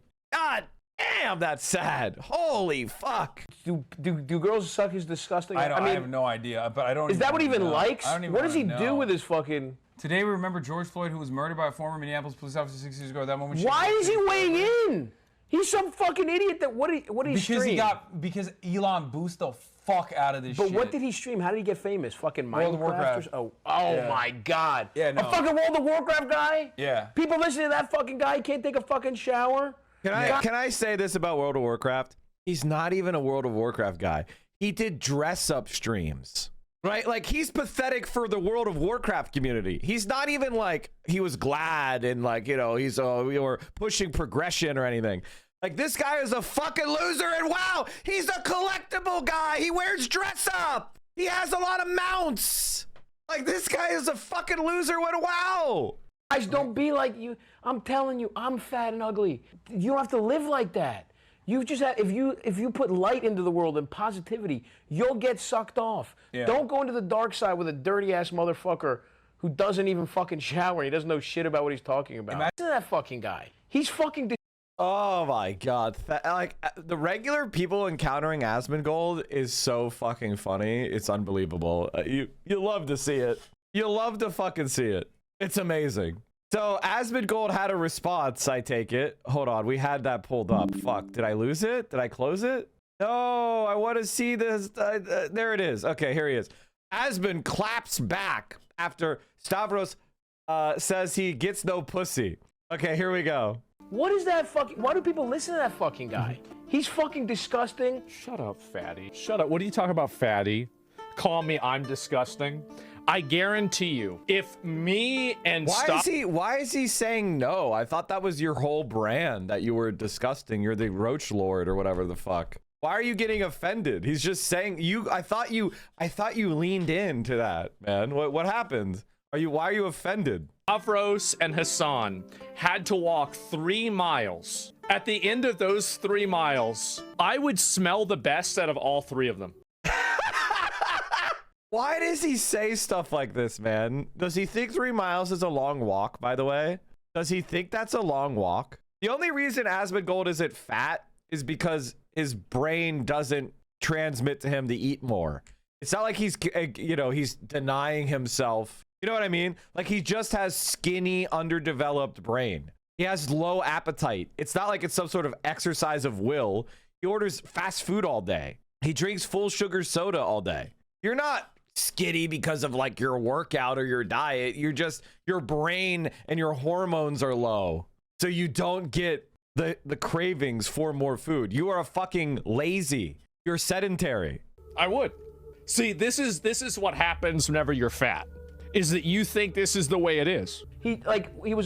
How did this happen?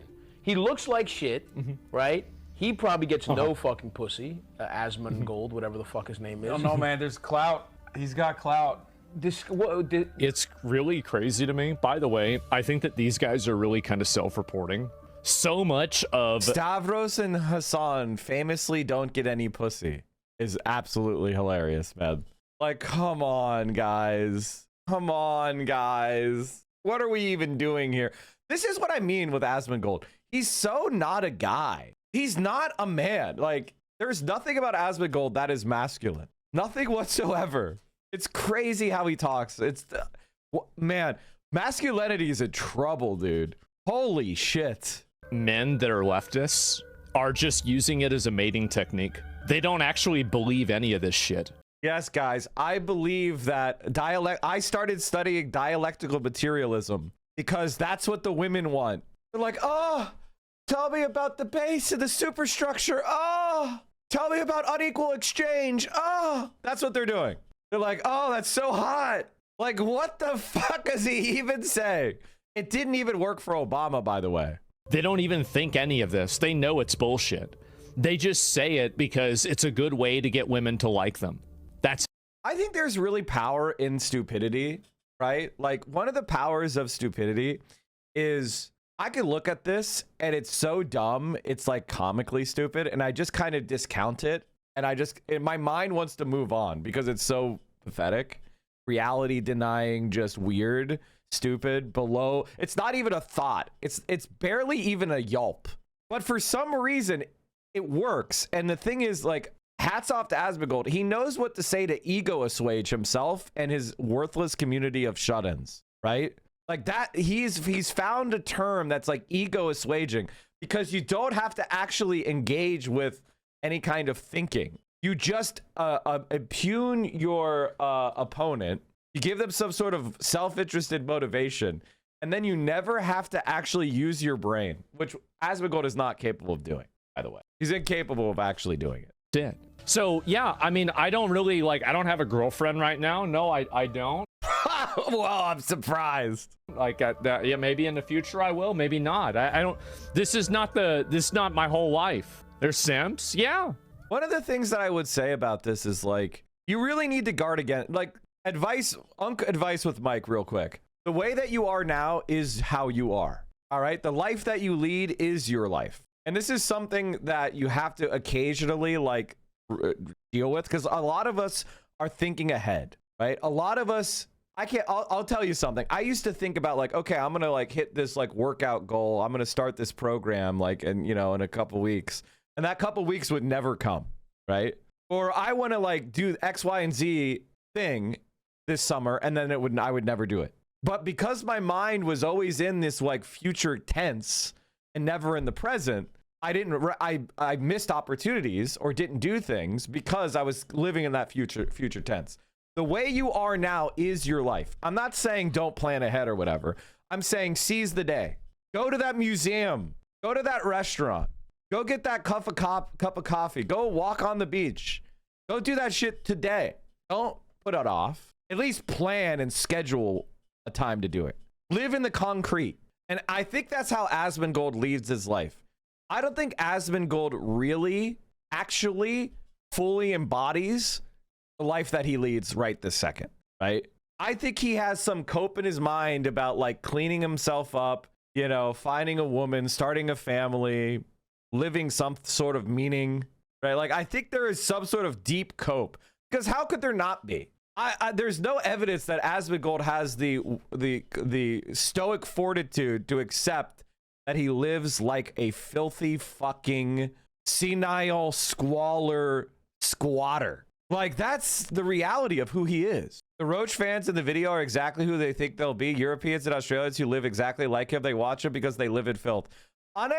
Ironically, a lot of the right-wing milieu is because of the social democratic programs of Europe that are incomplete, right? And mental health, and this is why I'm a bit of an authoritarian, chat. I'm a bit of an authoritarian. I believe in positive responsibility. I don't think society should just be providing you with a hammock.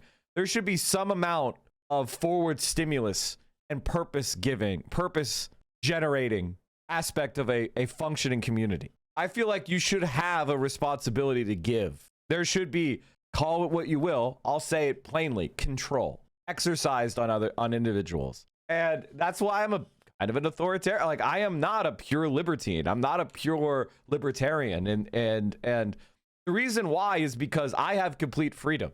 And in order to live that way, you have to cultivate stoic thought. And unfortunately, the right wingers have kind of bastardized stoicism. They've bastardized it because they don't actually understand what the fuck's even being said. And they just watch their TikToks and their illiterate doofuses. But people like Asmongold, they have that complete freedom. And what do they do with it? They squander it out of fear. God damn, what a pathetic fucking loser. Jesus Christ. I cannot imagine why he carries on. I really don't. He has no purpose in life. None. It's crazy. Why is he weighing in? Why am I weighing in? Some fucking idiot that what did he stream? Because Elon boosted the fuck out of this but shit. what did he stream? How did he get famous? Fucking World of Minecraft? Warcraft. Oh Yeah. my God. Yeah, no. A fucking World of Warcraft guy? Yeah. People listen to that fucking guy. He can't take a fucking shower.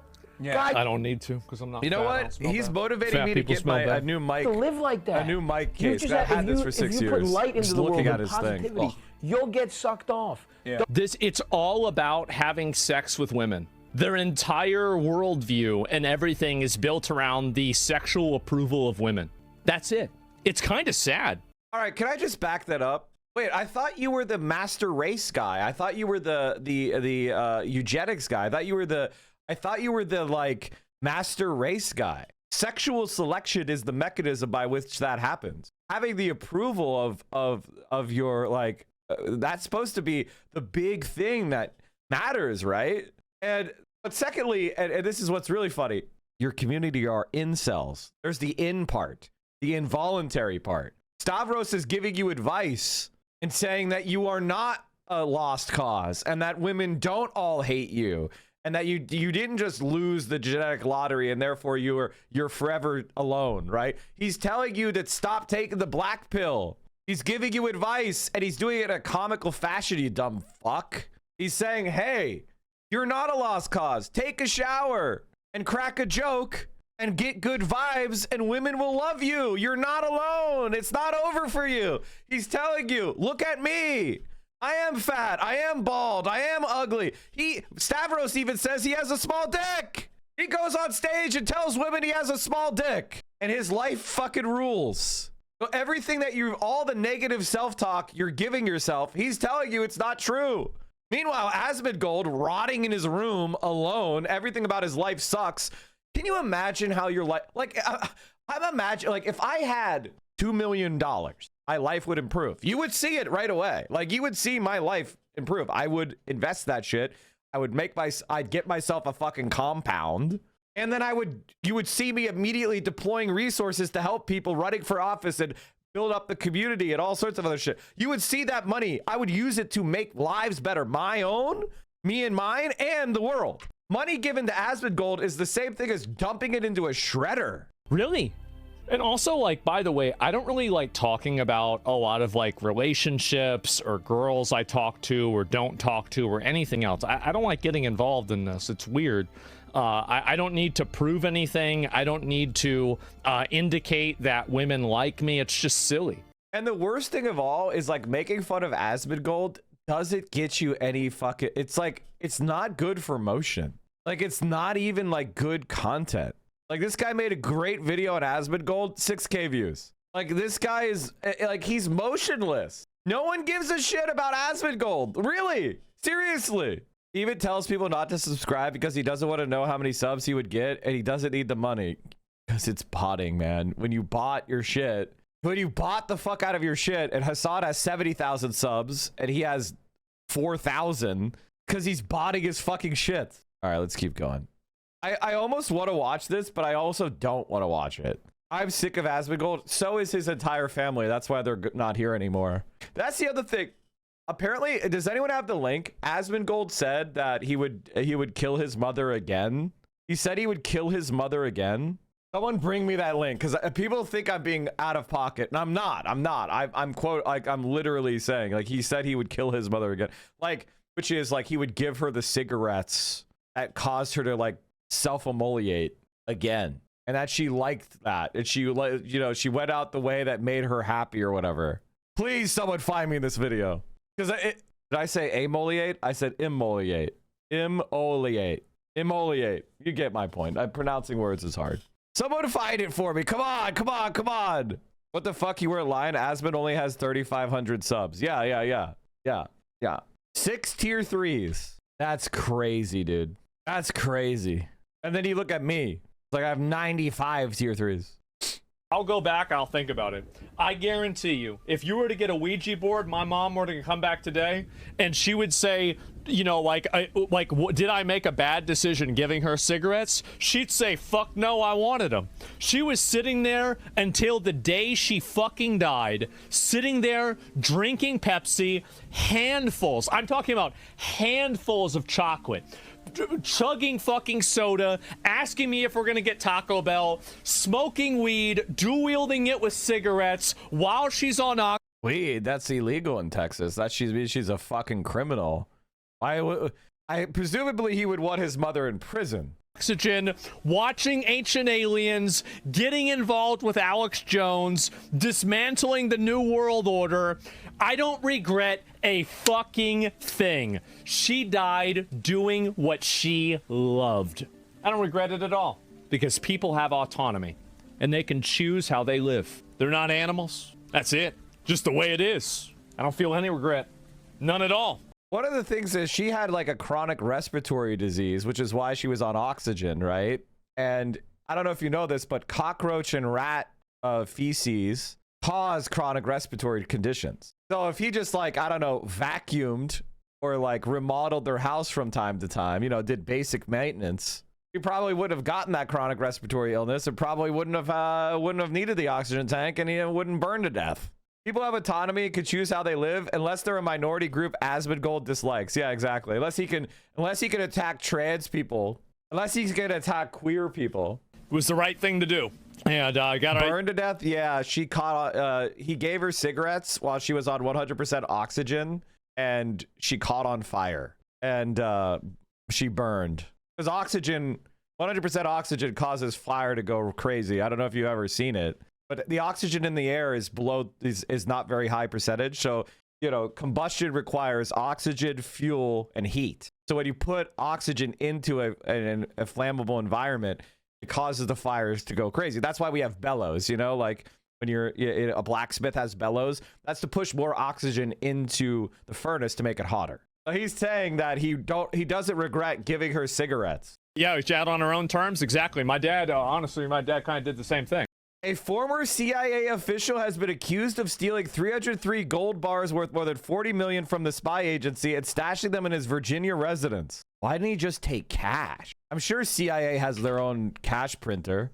Just take bricks of cash like everyone else. I'll get to some breaking news now back here in the U.S. A former CIA senior officer is accused of secretly stashing 300 gold bars in his house that he brushed off as work-related expenses, according to court documents, and two people familiar with his employment history. Julia Ainsley is joining us now with this exclusive reporting. Sorry, Julia.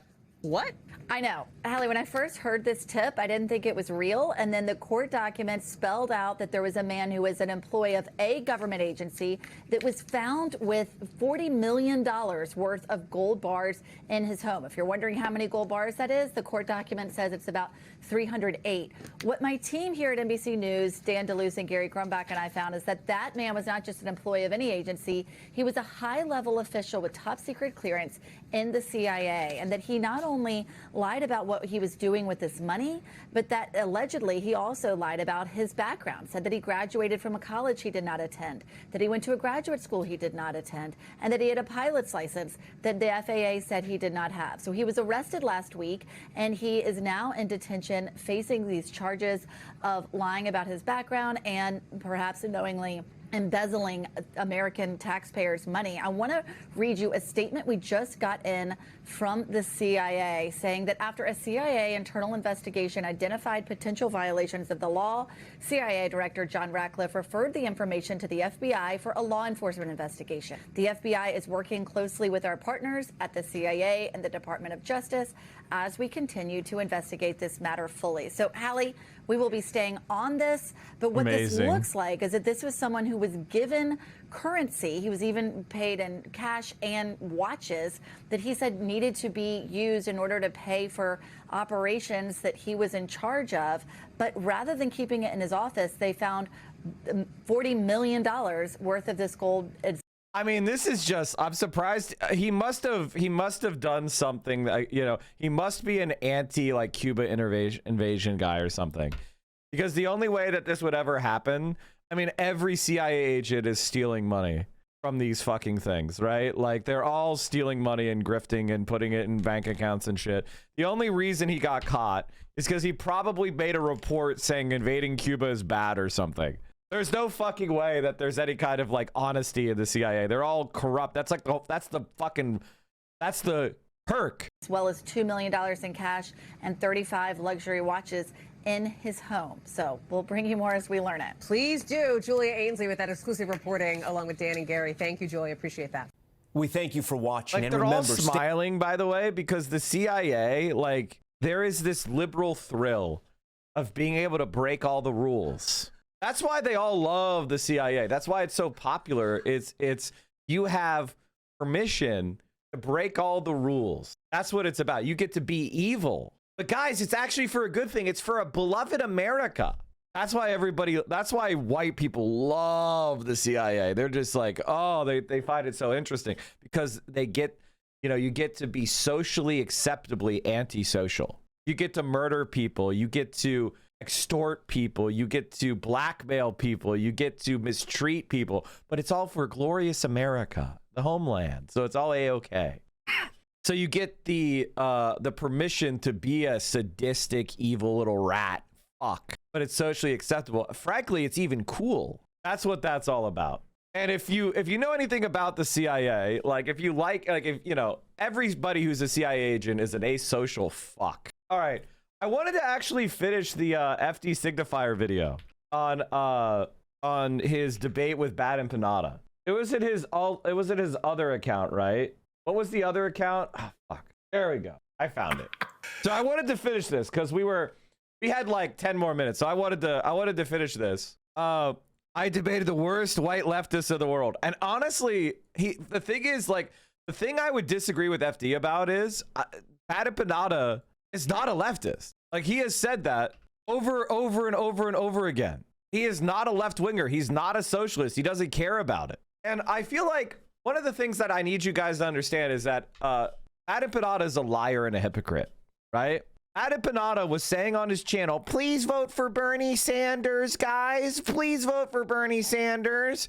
When that was the way to get clout, he was that please vote for Bernie Sanders guy. When GDF was blowing up, making anti-Zionist videos, delving into the way that Israel exercises its power in America, covering the Israel lobby, covering the history of Israel's crimes, he said he was an anti-Semite because of his YouTube comments, because there was a couple YouTube comments that didn't get moderated. He said that GDF was openly courting Nazis. Oh, sorry about that. Thank you for catching the typo. You're the best, chatter. Appreciate you. Who is GDF? We've watched a lot of his videos. I don't know if you go, does AIPAC really matter? Zionist plans for the Middle East. I was like, Ethan Klein is wrong about Israeli society, Afghanistan. Like this guy, you guys, you remember this? The GDF, he's a goat, right? Why does North Korea hate the U.S.? These countries have turned U.S. trade death squads. When the CIA car bombed, like this guy, he said this guy's a Nazi. This guy's a anti-Semite. He said he was an anti-Semite because of, which video was it? I don't know if I see it. Why America really supports Israel? Was it this one? This one, I think. Oh, the Israel lobby explained. Yeah, there you go. Here's the video.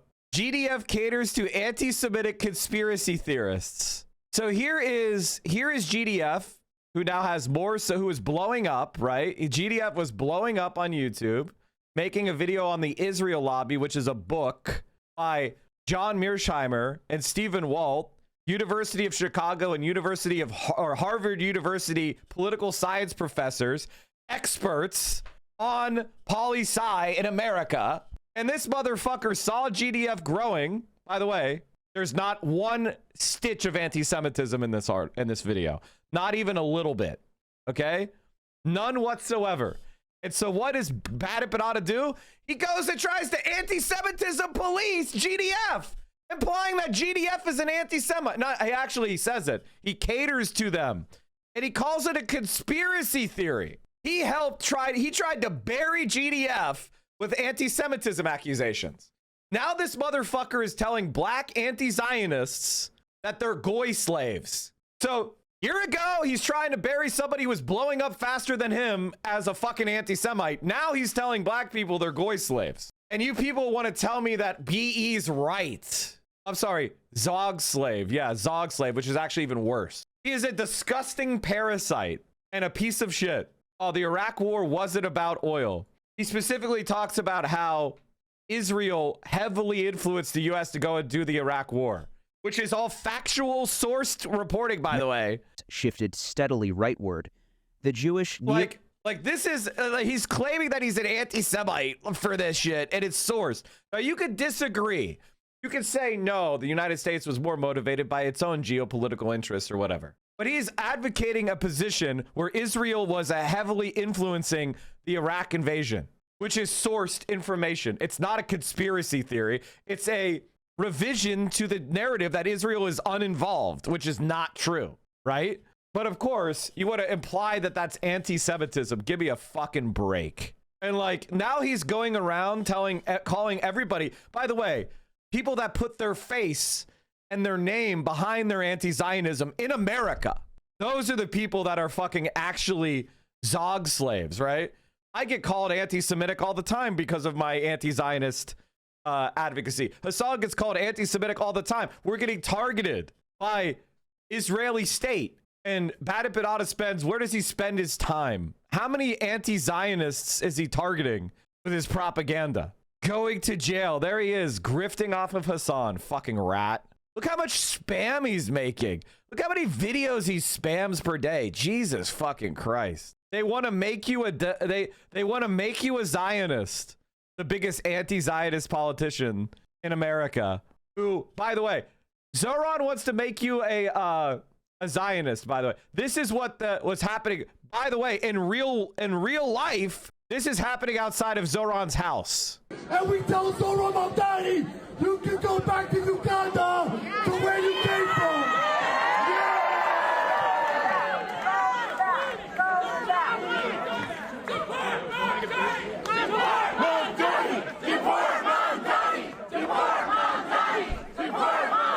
See all those Israeli flags? That's outside of Zohran's house. Chanting "Deport Mamdani," waving Israeli flags. So the actual Zionist threat is coming after us.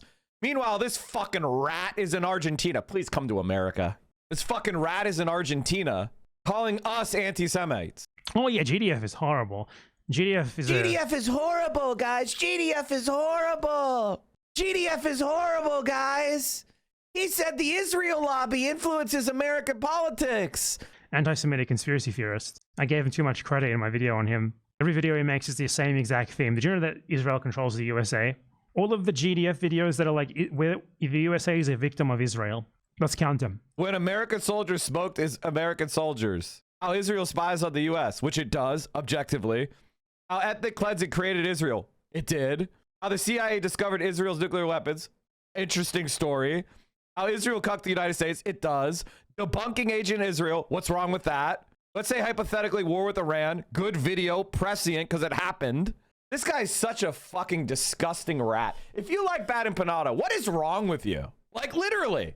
This guy is trying to call prominent. By the way, GDF just had more viewers than him. His videos were popping off harder. That's why he's calling him an anti-Semite. Because he's a fucking rat. 1, 2. Israel did cuck the US. And he made a video about the USS Liberty where they covered up American naval ship being attacked. Why was the naval ship attacked? The USS Liberty is a legitimate historical oddity where you could say, why was the United States so eager to cover up an intentional attack by Israel's military on a US naval ship? It's because there's an Israel lobby and makes anybody who tries to make that out, cover that story into an anti-Semite. And here's Bad Empanada promoting the idea that you're an anti-Semite if you talked about USS Liberty ever. 3, 4. That's 4. Who really controls U.S. foreign policy? Major oil companies and Israel. What's wrong with that strategy? What's wrong with that argument? That's capital. And this is a foreign state that openly employs influence operations on our politicians. The top 3 most funded congressional primaries were all funded by Israel money. Like, what are you saying? You're just talking. You're just saying you're just saying it's anti-Semitic to notice the Israel lobby poured $50 million into Massey's campaign. That's not anti-Semitic, you fucking rat. Out of the last 12. Possibly this one too. Who really controls U.S. foreign policy? Israeli flag. I've already gone over the Iraq video. How Israel spies on the United States. How Israel cucked the United States as if the U.S. isn't doing what it does for Israel voluntarily. It's being forced into it. Very generic. Absolute fucking moron. Absolute moron. And not only is he stupid, by the way, Hassan, ourselves, even GDF, we've always said that Israel is an imperial outpost of America. But we've also said that Israel is now a state and it deploys intelligence services to influence the U.S., its patron, to give it more money, which it very effectively does. That's not like against the interest or even the immediate interest of the American empire. Like, what the fuck are you saying? Of course that happens. It's an interplay between what began as imperial interest, and then there's an imperial boomerang, and then there's influence, and then there's an intelligence operation. He treats that like it's anti-Semitic. Like, surface readings of, like, fucking Mearsheimer and nothing else. You want to see who his audience is? Let me show you. Oh, now, guys, somebody in a YouTube comment said something bad. He didn't ban people out of the YouTube comments fast enough for Bad Empanada. So now Bad Empanada is not going to make... By the way, there's not even a clip from the videos. Can you show me a clip from the videos? You're saying he's catering to them. Where in the video is there an anti-Semitic conspiracy theory, you fucking rat? Lazy piece of shit. Where is the clip of him catering to the anti-Semites? I'm going to do this in real time. I haven't actually looked at these comments yet, but I bet I'm going to click on this video, How Israel Cucked the USA. And I'm going to look at the comments, and it's going to be full of fucking anti-Semites. But like every single one of these. Hey, the top one is they'll call you an anti-Semite, but never a liar. Hey, that's what foreign agent Baden Panada is doing. Baden Panada, are you paid by the CIA? Are you paid by any nonprofits to make videos? Are you paid by anyone to make your videos? Because wow, they're calling a guy who is blowing up making anti-Israel videos on history, not anti-Semitic, by the way. Never said it was the Jewish people's fault ever. Not one time did GDF ever imply. In fact, Baden Panada spends most of his time now saying that Jews, 90% of them support Zionism, so therefore they are collectively to blame for the actions of Israel, which is not true, by the way. So now this guy's out there outright spreading Zion, he's trying to equate anti-Zionism with the opposing Jewish institutions. But a year ago, he was calling GDF an anti-Semite. Weird.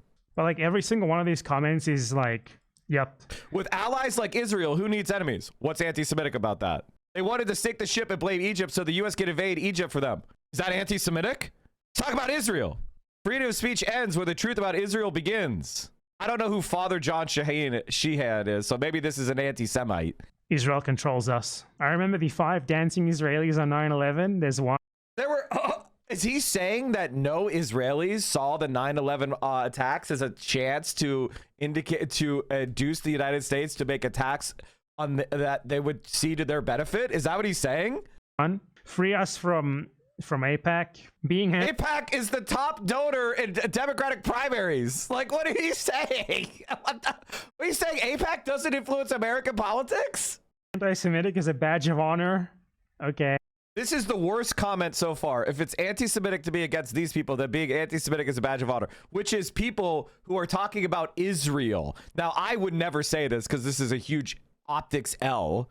You're literally giving the Zionists a tool to call you an anti-Semite, why is that bad? I feel like Baden Panada stands don't understand why it's bad to be considered anti-Semite. Hey, Tabernacle, do you remember there was a left-wing pro-Palestinian leader of the Labor Party by the name of Jeremy Corbyn? You remember that, Tabernacle, you dumb fuck? And he got called and labeled an anti-Semitic bigot, and he was defeated in the elections because he was considered a bigot. You remember that, you dumb fuck? And then you got a super pro-Zionist leader of the Labor Party, which purged the left. You dumb fuck. You remember that? That's why it's bad to get labeled an anti-Semitic person, because regular normies they are uncomfortable with bigotry, especially if you're on the left. That lowers our turnout. That splits the vote. So we want to avoid doing anti-Semitic shit because our base doesn't like bigotry. Okay. There's less open and obvious anti-Semitism than there was last time I looked, but it's still here. If you want to know who rules over you, just see if you can attack your neighbor without repercussions. That's like a repurposing of a white supremacist quote. I think it was David Duke or someone similar, which was like, if you want to know who rules over you, just look at who you can't criticize. And it was about. Okay, so, oh my God, this is such evidence that Baden Panada is such a fucking lying rat. So, first of all, the quote is, if you want to know who rules over you, just look at who you can't criticize. And that people typically attribute that to Voltaire, but Voltaire never said that. Okay? It's a misattributed quote. All right? And maybe a right winger or an anti-Semite actually said that and misattributed it to Voltaire, but most people think it's Voltaire. Okay? Meanwhile, Zog Slave comes right out of the Turner Diaries. It comes right out. It was never not used by Nazis. It was literally crafted by Nazis. It has never been attributed to a non-Nazi before. And he's now yelling that at black anti-Zionists. This guy is such a fucking hypocritical liar. Jews, obviously. If people really knew Israel's role in 9/11, they would be shocked to know we have been fighting the wrong enemy. And they still say it's a conspiracy theory. I'm 100% sure that's referring to Jewish control of the world. The more I learn about Israelis and their alliances, the more I understand why the Europeans never let them fully settle in their lands or have their own nation. You know what he's fucking talking about. Okay, this is an anti-Semitic comment. This is an anti-Semitic comment, without a doubt. But he's scrolling through YouTube comments trying to find, he's scrolling through YouTube comments trying to find the most anti-Semitic one.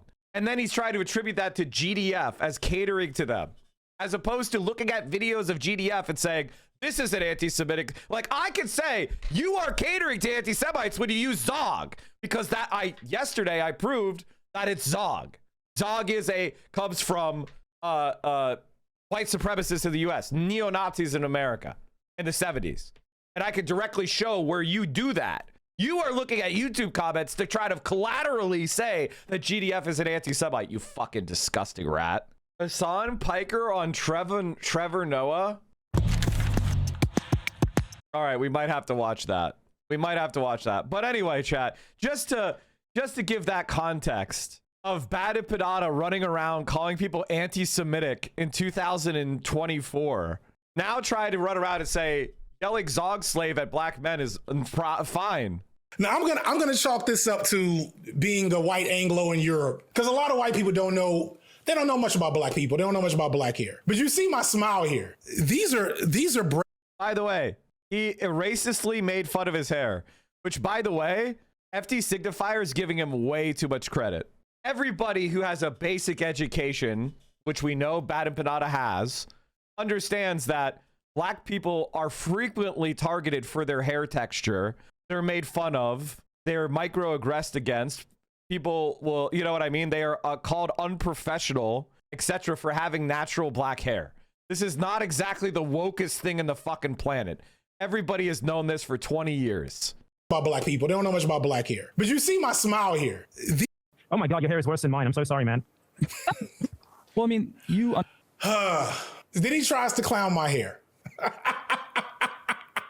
Now I'm gonna chalk this up to being a white Anglo in Europe, because a lot of white people don't know much about black people. They don't know much about black hair. But you see my smile here. These are braided locks. Okay, see if I can get them on camera. Dreadlocks. There's a whole history there. Mine are called fashion locks because they're grown a specific way. And with fashion locks, it's a very specific design. In each line here is a little square in the middle, and each of those squares is hair. It's plaited hair rolled into a specific spot. And in 3 weeks, it'll be, in a month, there'll be a little afro under here. That aside from having a generally jacked up hairline, we already know that the hairline is bad. The hairline's bad, it's not receding. And this is why I turn it. Because when he does that, I'm like, okay, I'm done. You know, let's style on him a little bit more. So I want you to peep how my energy changes after this point. Yeah. I'm gonna continue to not respond to your bad faith nonsense. So you can't just say what I'm saying is bad faith. I can't. What you gonna do about it? Because George, you gonna make a video? I directly responded to your content and call me the N-word in it. Get your, this is just your excuse to avoid responding to me. Look, here's what you said, right? No. Here's what you said in my comments. I respond on my platform, on my terms. So you have me right here. I don't give a shit about you, though. Because you said that there are secret anti-Semitism, dog whistles in Disney. I let him bring you in here because deep down I was like, you know what? I'm pretty sure this motherfucker's a paper tiger. I'm pretty sure that if he stands in front of somebody... Yeah, you're pretty sure that if you avoid actually talking about the issues, I'm here to talk about the fucking issues. I'm not here to insult you. I'm here to insult your content, even though I might do it as an aside. I'm here to talk about the actual issues. But you're making it about, like, my motivations, about, like, tone policing shit. This is just generic tone policing. By the way, guys, remember, he was fishing at GDF's comments last year. Again, look at the way he says, oh, it's just tone policing. Meanwhile, he was fishing at GDF's comments last year, saying he's an anti-Semite. I'm not gonna lie, BE, you may be an incredibly edgy, vaguely ethnic person, but you're also one of the most principled people on any platform you're on. Look at this glaze. Fucking rats. I wouldn't be surprised if it's the Wojak thumbnails. I don't always like your takes, but you're the most intellectually honest and principled. What? Now he's out there screaming Zog slave. Are you guys now saying he's not principled? Because he was making a pathetic lib call-out video of GDF based on comments in the YouTubes. What a fucking disgusting rat. A last-minute tweak from the editing bay after hearing this part back and realizing, I'm a better... Mike, you are a coward if you can't say FD is a coward for not saying shit about Palestine for 3 years. I think BD's Bada Padada sucks, but FD also sucks for feigning ignorance about a genocide for nearly 3 years, and you're complicit for not calling that out because you want to collab with him. Stop being an Anglo slave, Mike. He has called it out. He's literally called it a genocide. He was on Noah Sampson's stream to help him raise money for being targeted for making videos against Ethan Klein and making anti-Zionist. Like, that's not even true. Now, I have my criticisms of the Nebula leftists. You notice I'm not on Nebula. You notice I'm not on these platforms, right? You notice that I get shit on by these same people. Notice that I've criticized and disagreed with FD Signifier about, for example, the Kamala Harris election and said it was Gaza, right? But the reality is, like, Bad and Panada does the same shit, but worse. And like, my personal take is that you could see who people move with. And FD Signifier moves with anti-Zionists openly and promotes anti-Zionists openly and has made his, like, just because he didn't make a video on it doesn't necessarily, or made the same, like the amount of videos I think you should make on it is not the same thing as doing what BE is doing, which is literally trying to be a wrecker. And Bad and Panada is happy to call people anti-Semitic as long as he can get it a video about a person. Now he's saying don't tone police. So which is it?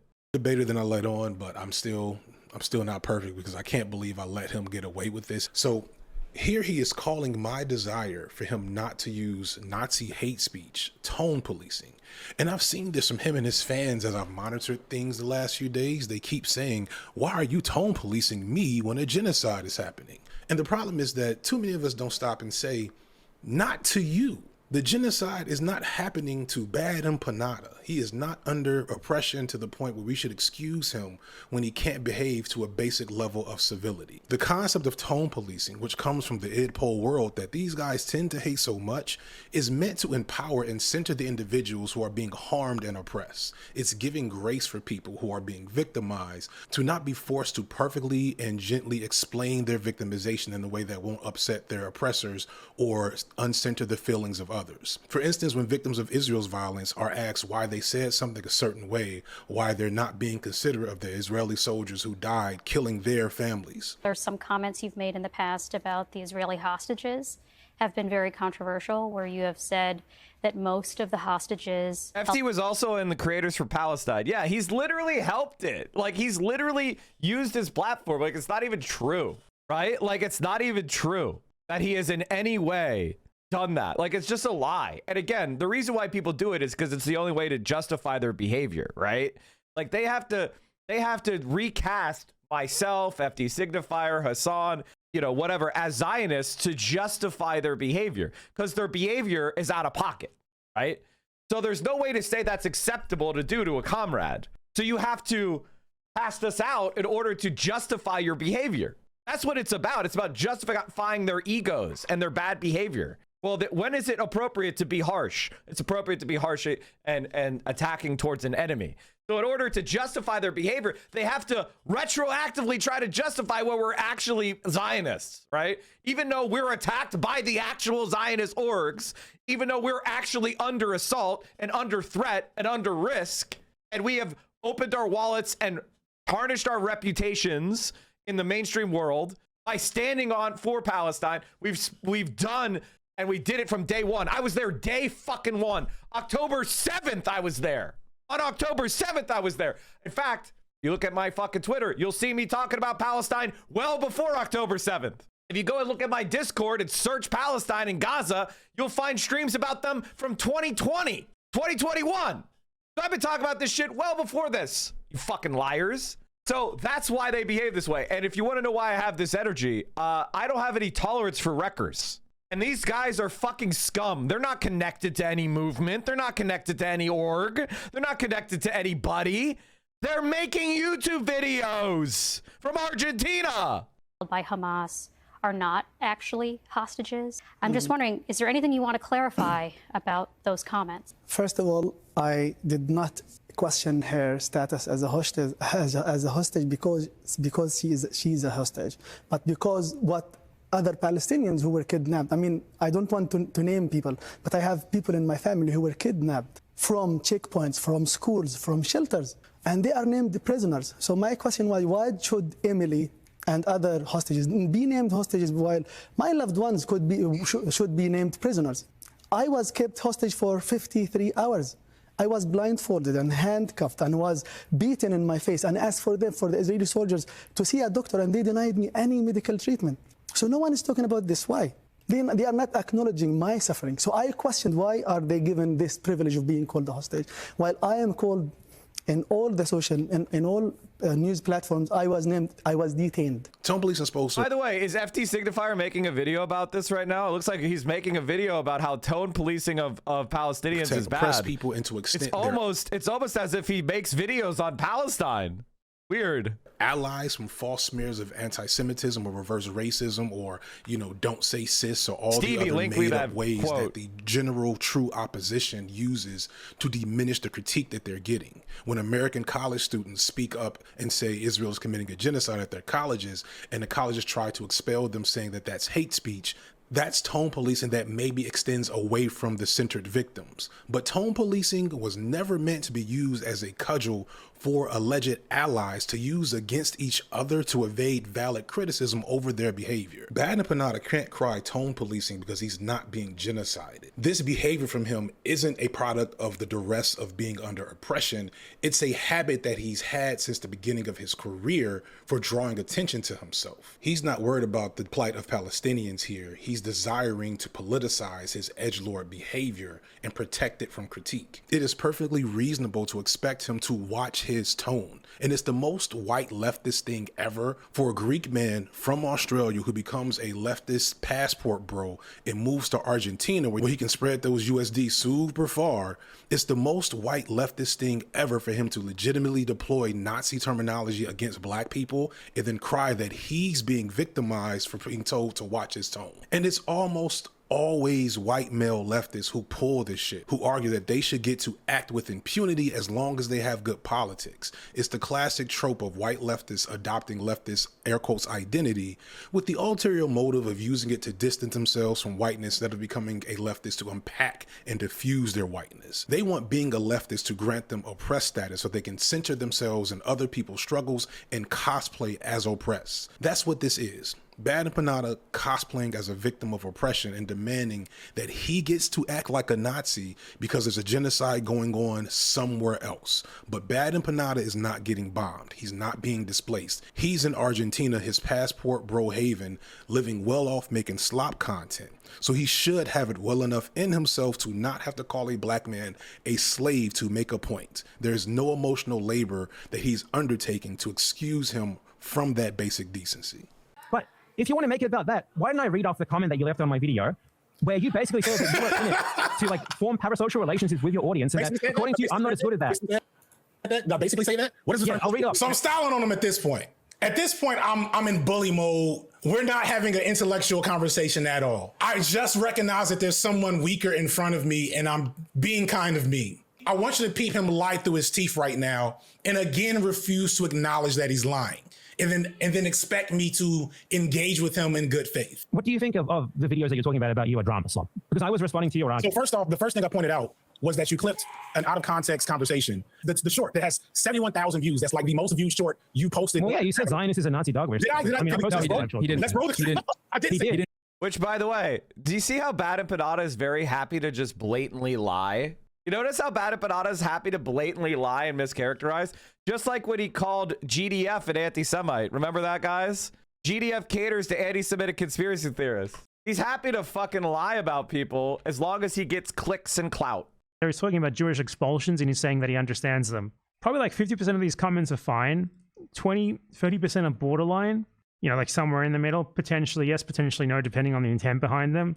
And then like 20% are just straight up openly anti-Semitic. Who really controls US foreign policy? Israel, apparently. Let's find out.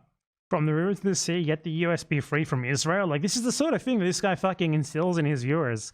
They literally believe that they are victims of Israel. He makes Americans believe that they are victims of Israel. It's actually unbelievable. This is very thinly veiled anti-Semitism. What they do is they say shut it down, which is shorthand for like a 4chan anti-Semitic phrase, which is like the Goyim no shut it down. 123 upvotes. USA, X, Jewsa, tick. Man, this is why they are disliked globally. They obviously means Jews rather than Israelis. Oy vey, shut it down. There you go. It's full of fucking anti-Semitic comments. They cry out in pain as they strike you. Classic anti-Semitic phrase. Like, it's not fucking hard to find this stuff in his comments. See what I mean? He's so eager. So he's so eager to call GDF catering to anti-Semitic conspiracy theorists because of comments. Go look at the replies to a Bad and Panada post. Do you think there's any anti-Semites in there? In that clip, that's what he said. No, we watched the clip. In that clip, that's what he said. We watched that. So it's like So here I'm like confused, like, wait, so you don't even know? We've already seen the clip. It's at the beginning of this video. I never say that. He refuses to move, though. Also, by the way, Badapinata also attacked the convoy. Hassan Piker and Code Pink organized to bring aid. Badapinata attacked that convoy as being virtue signaling and worthless and meaningless. Now, Hassan gets targeted by the State Department, by the Trump government, and he offers himself up to help prosecute Hassan. If you support Badapinata, you are scum. And I mean you. It's really that simple. This guy is a fraud. He's a hypocrite. He's happy to call people anti-Semitic when they got more clout and their videos are bigger than his. Now he's out there trying to call some of the most targeted and prominent anti-Zionists, Zionist. And now he's using open Nazi dog whistles, which is to what? Discredit our movement as anti-Semitic. You start saying shit like Zog Slave, they're going to call you anti-Semitic, and we're all going to be lumped in as bigots, which will discredit our movement to normal people who hate bigotry, which is exactly what happened to Jeremy Corbyn in the UK. He's fucking trash. He's a fucking Fed. Live just now. We watched it. You labeled it as such. You didn't say that. Applied as such, but I did not say that. Man, what did you say in that clip? No. How about Badapinata? How about say, oops, my bad? And it's like he still refuses to acknowledge that he's wrong, that he's misrepresented me. So at this point, I'm done. I'm my wife, and I've been here for never play defense. If you cannot just objectively own up to the fact that you clipped something out of context and labeled it with quotes that I said. So is that short the only thing that you have a problem with? Because that short is from after. See, still doesn't want to engage. Posted that comment and started complaining about me. You're changing the subject now. That short is This just sounds like you're looking for a roundabout way to get around actually responding to my substantive criticisms of you. Because I made a 30-minute long video responding to you and others. It wasn't just. And we went over that 30-minute long video in here where he barely talks about me and clips me out of context again. He understands what he's doing. He understands that playing into edgy boy nonsense is fundamentally wrong. But it's okay because he clarifies it later. So we shouldn't care. I shouldn't critique him doing the thing that he also himself critiqued. Mind you, I don't think that guy probably even used the word dog slave, but you center yourself in your desire to be an edgy boy and make really funny jokes and refuse to acknowledge the standards, refusing to acknowledge just caring about your comrades, the people in the space with you, the greater audience watching, and the history of what it means to be called a slave as a black man, the history of where the term dog comes from. You could easily just came on stream and said, you know what? Probably shouldn't have said that. Real talk. That was probably a distraction. And then we could have been on to things that are way more meaningful. But you've dug your heels in for your right to use offensive language. You are Vosh. You are the new Vosh. It's so fucking funny how your full politics circle are the same as Vosh. Your politics are functionally the exact same as Vosh. But your tactics are the same as Vosh, and that's even more pathetic. He keeps skipping the Nazi part. He does not want to talk about the fact that he came from Nazis. Didn't need to see you say to I a don't black care if man. it offends you, just as I wouldn't I know, care if it and that's offended kind of some my random point. Zionist Jew. You care more about being an edgy boy. You are Vosh. Your argument here is I'm offended. I'm offended. Okay. I think the argument goes deeper into the actual practical utility of the way you act online, where more people would take you seriously if you didn't troll. And you joke around, right? But you troll. You know that, right? I think what's much more important. More important isn't different than also important. What's much more important is the FBI. And it's like he refuses to move off this. Refuses. He has the right to act like a troll weirdo because there's a genocide in Palestine. And by the way, if you want to understand how much of a fucking fraud this guy is, I have a quote for you. We need a soundboard clip. Can we get a soundboard clip of this? And taking less of a pro-right-wing foreign policy stance would still be quite huge. Taking less of a upward shift, and the worst case scenario of him dialing back US interventionism and taking less of a pro-right-wing foreign policy stance would still be quite huge. So yes, I endorse non-Democrat Bernard Sanders for US president. I am being... Did you not hear that? Let's try that again. Is that... wait, let's try that again. What was that? I didn't catch that. Being paid by international dark money would still be quite shift, and the worst case scenario of him dialing back US interventionism and taking less of a pro-right-wing foreign policy stance would still be quite huge. So yes, I endorse non-Democrat Bernard Sanders for US president. I am being paid by international dark money syndicates to do this, because I hate freedom and I want to destroy both the USA and the state of Israel. I am also... So, do you understand, like, he endorsed Bernie Sanders. He called GDF an anti-Semite by trying to tone police his comment section. Everything this guy acts like is some sort of big, beyond the pale racist bullshit, he did himself, right? And now, see, he got clout out of it, right? He got the views and the subs. Yes, we will do it. Come on, American workers, go ahead and we will follow. Libertarian Leninist rants. The world doesn't want him. The world needs him. So this is the 2020 election, right?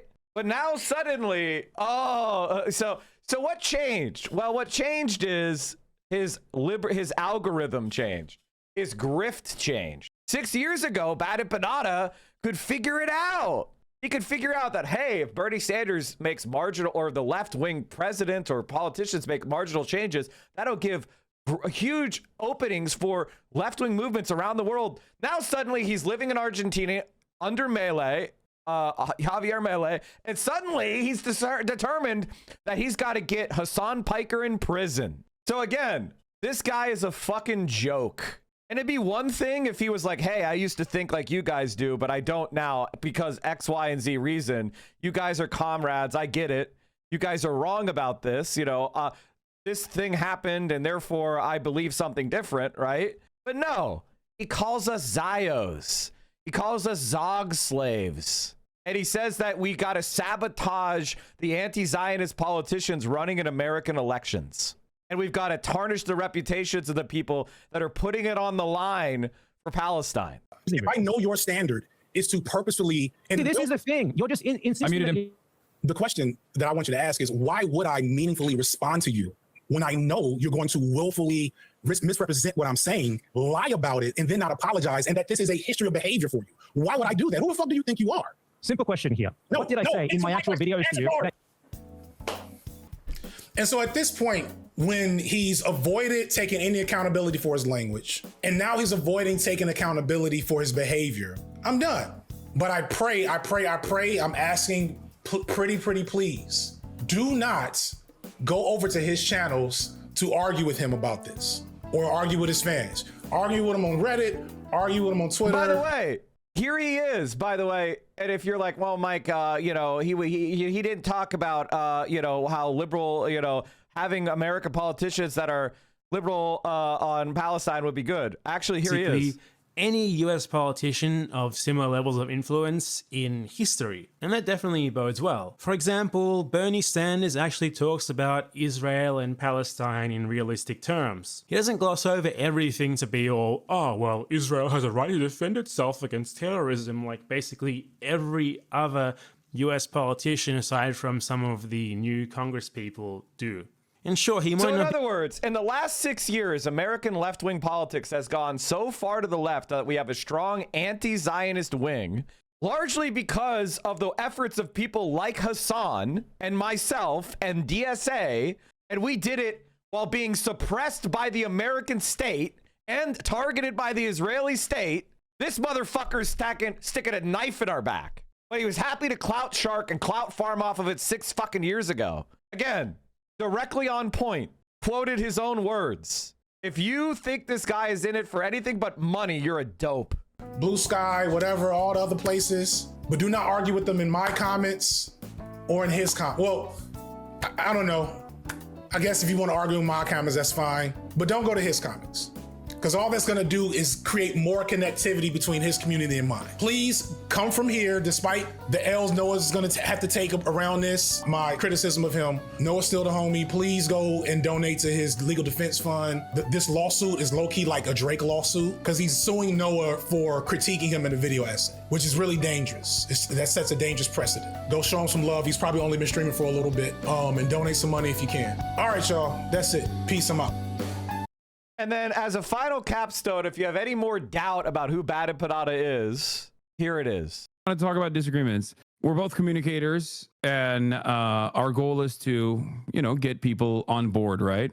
That's your goal? My goal is to make money. Shut the fuck up. Why don't you become transphobic and become like a fucking right-winger? I have a niche. I'm expected to. It's like, you know, you have a nice bakery, you bake more bread. You don't branch out. Otherwise, you end up like Elon Musk with 5,000 different companies that all fucking blow. Okay, but at a time when no one is fucking eating bread and everyone seemingly wants to eat donuts, if you already had the equipment, then you would make donuts. And I think you and I both know that there's a reason why you don't make donuts. Hassan is trying so hard to like say, hey, you're doing this because you care about the outcomes, right? And he says, no, I'm here to make money because that's my niche. And Hassan still doesn't want to believe it because I'm the same as Hassan. Like Hassan and I are the same way. We're kind of a little on the spectrum. We're very earnest. We're very straightforward. We want to believe that people are in this for the good, right reasons. We give people the benefit of the doubt. And he is even more charitable to a fault to me. Me, I like, once I see it, then I hate your guts. I split a little bit where I'm like, oh, this guy's actually a piece of shit. And you keep baking bread. I don't know. I mean, I am honest about the things I say, and people for some reason want to see me say them to some degree. So it's like, okay, I already got it. I don't need to branch out. I don't need to start screeching about the gangsters. I think you and I both know where this line of questioning is heading, and that's why you're saying what you're saying. Where is it heading? I think, look. I wasn't thinking that far ahead. Okay, well, I think we don't think that far ahead. We don't have. You're very smart, and I think you're very well read, and I really like. See Hassan trying to be a comrade, right? And what was his reward, right? Tries to see the good and the value in him, and he's saying, no, I'm doing this for money. And like ultimately, there's really no more argument to be had here, right? Like you either have to believe that me, Hassan, FD Signifier, all these people that have been fighting against this Zionist politics, right-wing American politics for decades now, we're all lying liberal Zionists and philo-Semites, and the only true leftist is a fucking digital nomad from Argentina, or excuse me, from Australia, living in Argentina. He's the only real one. Everybody else is a fake and a liar, while he tells you he does it for money. And every single position we had in common is now beyond the pale to hold. Okay, dude, whatever you say. Any more? You gonna call any more people anti-Semites, you fucking dumb piece of shit? All right, does everybody feel like I explained why I feel the way I do about that? Like, do you see why I think he's a fucking fraud? You guys see why I have completely turned against him? And that it's not just because, oh, he's mean to me, but that he's a fraudulent fuck with no convictions and is only trying to grift. And he openly says it. He's a nihilistic grifter. And like, there's a reason, like Graham Plattner. I've taken my position in support of Graham Plattner because it's the principled position. It's a bad position for me. Other people refuse to take it. They refuse to take it because it's bad for the brand, right? Like, oh, Mike is actually saying it would be good if Graham Plattner won, and because of the effect it would have on American politics. So we should actually help him. We should support the guy, even though he has a checkered history. What he does and supports now is so important. We should reckon with it and deal with it and critique it. But nonetheless, his victory would be important for our movement. I take reputational damage for that. I could say fucking nothing about it. I could be quiet about it. I could just never talk about this fight. But I don't want to see Graham Plattner lose to Susan Collins and the left be harmed and anti-Zionism be harmed and the Palestinian people be harmed. And by the way, if you want to know what was the event that made Bada Padada mad at me and hate me, was he was spreading lies about AOC. He said that AOC supported the Bolivian coup. That was an outright lie. She actually came out and was the first American politician to speak out against the Bolivian coup. And I replied to him and said, actually, this is not true. She didn't support the coup. She actually denounced the coup and she called it a coup. And that's when he started going and insulting me and freaking out at me because he got called out for making an incorrect lie about AOC. Criticize AOC all you want, but don't lie about her. AOC met with the coup. No, what happened, you dumb fuck who got tricked by a lie, is somebody took a picture with her and you got fucking dipped, which is called deceptive image persuasion. You got dipped. And when people meet with someone, that doesn't mean they support their position, dumbass. Jesus Christ. She has openly and clearly stated she did not support the Bolivian coup. And it's so embarrassing when people get tricked by that shit and they want to double and triple down. Why do you want to lie on AOC? Like, that's embarrassing, man. Fucking talk about the things she actually does fuck up. And it's like, don't you kind of like understand that all these anti-Zionists are getting targeted by the Zionist orgs? And yet you're standing on their side. Doesn't that trigger something in your brain? Like, don't you get a sense of like, hey, wait a minute. I'm on the same side as the Zionists. Maybe I should check myself. None of that ever comes into your head? All right, here's Hassan on Noah. Hassan on Trevor Noah. I gotta piss. check on what's going on. Anyway, I had to close the Bad Empanada chapter because at this point, what is he going to stand on? He is a Bernie Sanders endorsing, anti-Semite tone policing dork. Everything he says is so embarrassing and cringe. That's him. What do you think? Even if it's 3 percentage points. No, bro, what do you mean? What do I think? Yeah. Can a woman run the country? Can a woman run the country, Trevor? Oh, man. Anytime. Any day. Let me put it this way, Eugene. Yeah, I'm even going to go a step further, my friend. He's going a step further. Let me say this, my man. In a world where we have lived through multiple world wars and famines and civil wars, and in that world, that's not the time to say, can women do this or not? Does that make sense? 100%. If our plane was flying... men ruined it already. I was saying, if our plane was flying with no turbulence, no crashes, no disasters at all, if our airline as men was running flawlessly, then I'd be like, ladies. On time. Ladies, take a back seat. This is not the time for you to be flying this thing. We got it. The fellas got it. But I'm just saying, the way the fellas have been handling things... The fellas don't got it? Right now, how much are you paying for gas? That's the fellas. I don't see any women involved in those negotiations, Invasions? I'm just saying. So I'm not saying the women would be better. I'm not saying that. You're not saying they'll be better? I'm just saying that. They'll be okay. We should not act like the thing that is happening now is the one. Wait, but sending out one lady to go against many fellas that are out there running countries and starting wars and conflicts. You know who was one of the most effective? That woman would who was one of the most effective? Margaret Thatcher? Angela Merkel. Oh, God. Angela Merkel was one of the most effective in that. Now, she's not perfect by any means, but I've yet to meet a perfect president. Yeah. I'm going to put it out there. Yeah, I am diametrically opposed to all of these conversations. I say no women. No, I'm kidding. Damn, I was like, that one. That one. No, I think... We got him. It's a wrap. Yeah.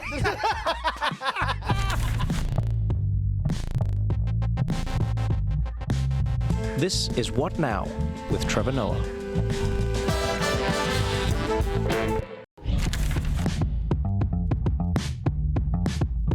Why would you not want to put it up there? Wait, the cap was gone. Yeah, but he put it on the floor. No, so I was like, put it. No, he put doesn't it up want there. it. No, I want your hat. He's an anti-communist. Vicious anti-communist. He's actually anti-cap.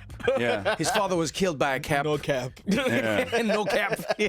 Okay, good. His father was killed by a cap, and his grandfather was killed by a cap. Yeah. And from that day onwards, he vowed no cap. I'm a EFF loyalist. Oh, you are? Yeah. Oh, shit. Lying. So tell me why. I'm just kidding. I mean, okay. I was hoping you'd say no. why. I mean, I think the environment of panic around him is very funny. Definitely. Was. Yeah, now it's well, just now sad. he's Now what's happening? What I mean, obviously you can't speak for everyone, but what are people saying on the ground in South Africa right now about Julius? He lost people when he was on the side of illegal migration. Oh, really? Illegal immigrants. So he said there's one Africa because his plan was 4 years ago, he wanted to branch out the EFF into other African countries. Oh, and then he damn. failed. And the one place that he failed the most was Zimbabwe. Because the vice president of Zimbabwe said, you keep your things over there. And then don't bring them here. And then the same Zimbabweans that were saying, we love this guy, did not vote for him still. They voted for ZANU-PF. And then now there's a new group in South Africa called March on March, which is a social movement group that is now demonstrating and picketing against foreign immigrants. And is saying there's a deadline by the 30th of June, all the illegal immigrants must be gone. We always have that in South Africa every few years. So he's saying they must stay. And then they're like, you've lost touch. So he was too woke. For his at the wrong crowd. time. Yeah, for his crowd. He went off the deep end on too woke. Yeah. They were like, we love when you were singing "Kill the Boer," but then you started saying, you started talking about this Pan-African nationalist movement. I don't fuck with that. Yeah, South Africa for South Africans only. And also, when you look young with extreme views, you're more palatable. Oh, interesting. Is Remember he young? He was young. Okay, I was going to So now he doesn't look that's so a good young point. anymore. Yes, That's interesting. When you see those images of Nelson Mandela being defiant, Rivonia trial, he was young. Chris Hani, when he just came back from exile, he was young.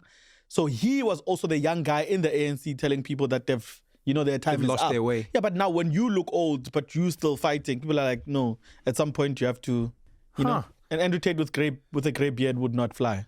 Andrew Tate? Yeah, a I'm gray saying beard. with a gray beard. With a gray beard. Oh, Yeah, and God. if he's 17, I'm, he's I'm like, starting to get a gray beard. Fuck. Oh, then you got a few more years of revolutionary in you, and then it's over. Yeah. Actually, let me ask you a question. I always wonder this for anyone who gets to step into an environment that they haven't been into. If you walk into a room now, like you've walked into this podcast, right? How would you introduce yourself?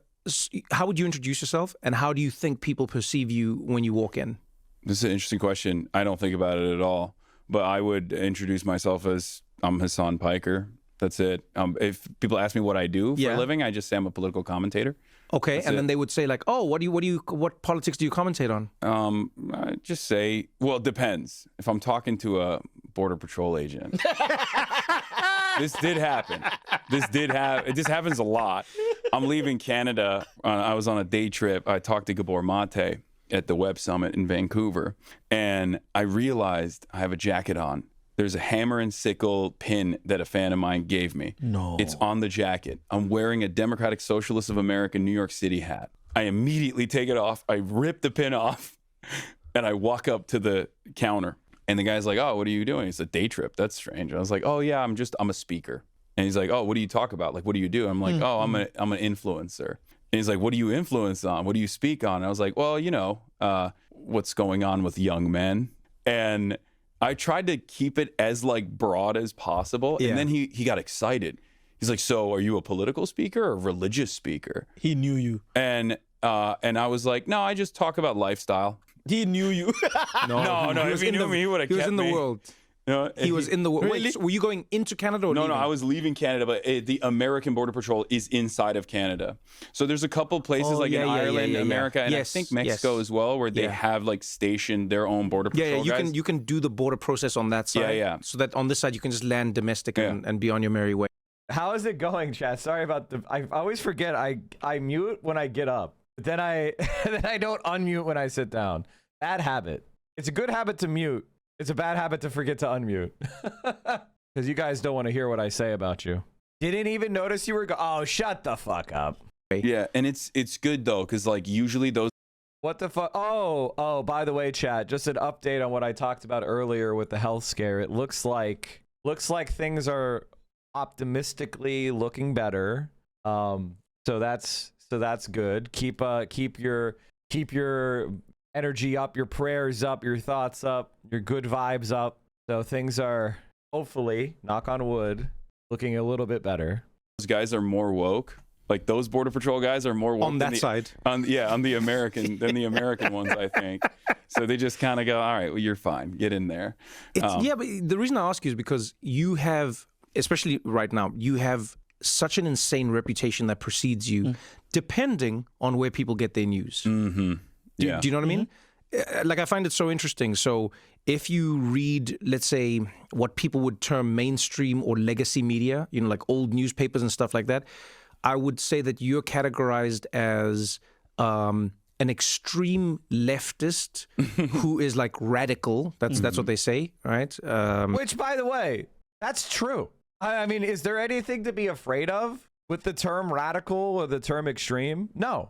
If you're driving and somebody in front of you slams on the brake, you need to do an extreme braking maneuver. What is appropriate depends on the conditions. In our country, it has veered so far to the right, to have any semblance of sanity, we need to veer far to the left. A more gentle turn leaves you in the same place, slammed into a fucking tree. And then extreme mistakes require extreme correction. The longer you let the cancer grow, the more extreme the surgery and the chemotherapy that's going to be required to kill it. If 30 years ago we had made the modest changes, maybe we would be in a different position and it wouldn't require as extreme of a response. But the longer you let a cancer grow, the more extreme the treatment required to survive. We need extreme treatment. I go on like Twitch or any of like the younger, web places, wherever they are. People Web are like, zones. yeah, this is Hassan's a political commentator who's actually speaking about what's happening and is not afraid to tell his truth. If I go to right-wing media, I mean, that one's obvious. You're a terrorist. I think you know this. Yeah. Of course. Sometimes they call you a radical terrorist, and I'm like, I don't understand the difference. Is there like a tame terrorist? Yeah, there's a moderate terrorist. No, there's a centrist terrorists. There are centrist terrorists. Absolutely. Destiny fans. Destiny fans want to kill people for the status quo. They want to kill people for $50,000 tax credits for small businesses in historically disadvantaged neighborhoods that have 3 years of positive cash flow, right? Like, I actually think the most extreme wing of our politics right now, at least for the last 25 years, it was the center. But Donald Trump has come in, and I think the right wing is more extreme now. But like, for most of our history, like the recent history, at least since Clinton, we've had centrist extremism. There's a clip I love to play from David Graeber on radical centrism, or what he would call the extreme center. This explains our politics to a T. What is happening? Thempire invasion? Hey, Shy Thembo. The Themperers are in. Good spam. Good spam. I'm impressed. Welcome on in. We're talking about the best 3 minutes describing our politics that you'll ever see. The kind of politics we have now, where the left is represented by this kind of Obama. Can we get some counter spam? Can we get some raid resistance? Can we get some DSA 7s and some DSA raids?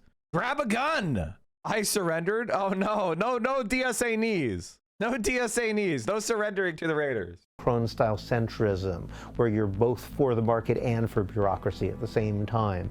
You know, it's kind of horrible. Let's back this up. Right? This is very important. The kind of politics we have now, where the left is represented by this kind of Obama, Macron-style centrism, where you're both for the market and for bureaucracy at the same time. You know, it's kind of horrible, right? The only possible appeal of that kind of politics is, well, at least they're not Nazis, right? So what they want is the left to be this kind of mishmash of bureaucratic market centrism, and the right to be outright fascist. To set the ball rolling in an actual left direction will make that centrism look like utterly unappealing. In France, sometimes they talk about the extreme center, and I think that's a fitting phrase. It strikes me that what's called the moderates are the most immoderate people possible. And the reason why they're so uncompromising, I think, is because they realize they don't have a lot of positive arguments. They're not really for anything. I mean, somebody like Obama, the reason he worked was because he looked like the kind of guy who would have a vision. He acted like a visionary. He had the intonation. He had the way of standing and looking into the distance like he really believed in something. And it shows you something about just how much visionary politics has been killed. It didn't even seem to occur to people to ask what his vision actually was, right? Because it turns out, insofar as he had a vision, his vision was not to have a vision. You know, he believed in pragmatism and compromise and so forth. And that's what the center has been reduced to. It's become this pure set of performative symbols. And at the same time, you get to feel morally superior, which is ultimately what centrism, what liberal centrism is all about, is the ability to feel better than other people. So there is a kind of a symbiosis whereby the right wing pretend to be stupid, like George Bush II sort of perfected this, like I'll act like a yokel. All of the liberals will make fun of me as an idiot.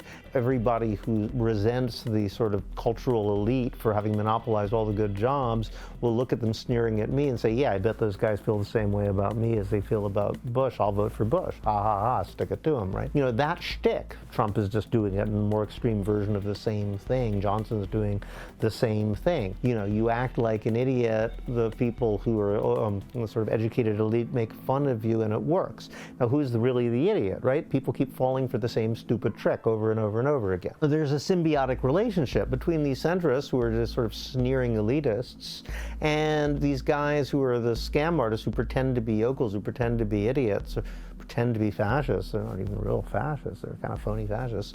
They are trying to set up a situation where those are the only two viable political choices, because they both feed off and complement one another. There's no other way. I mean, that's American politics. And of course, the good die young. So of course, Professor Graeber is, of course, unfortunately dead, which every time you like, this is one of the things that has rocked the English speaking left, is we've lost a lot of really good communicators, and it sucks ass. But this explanation of our politics holds true.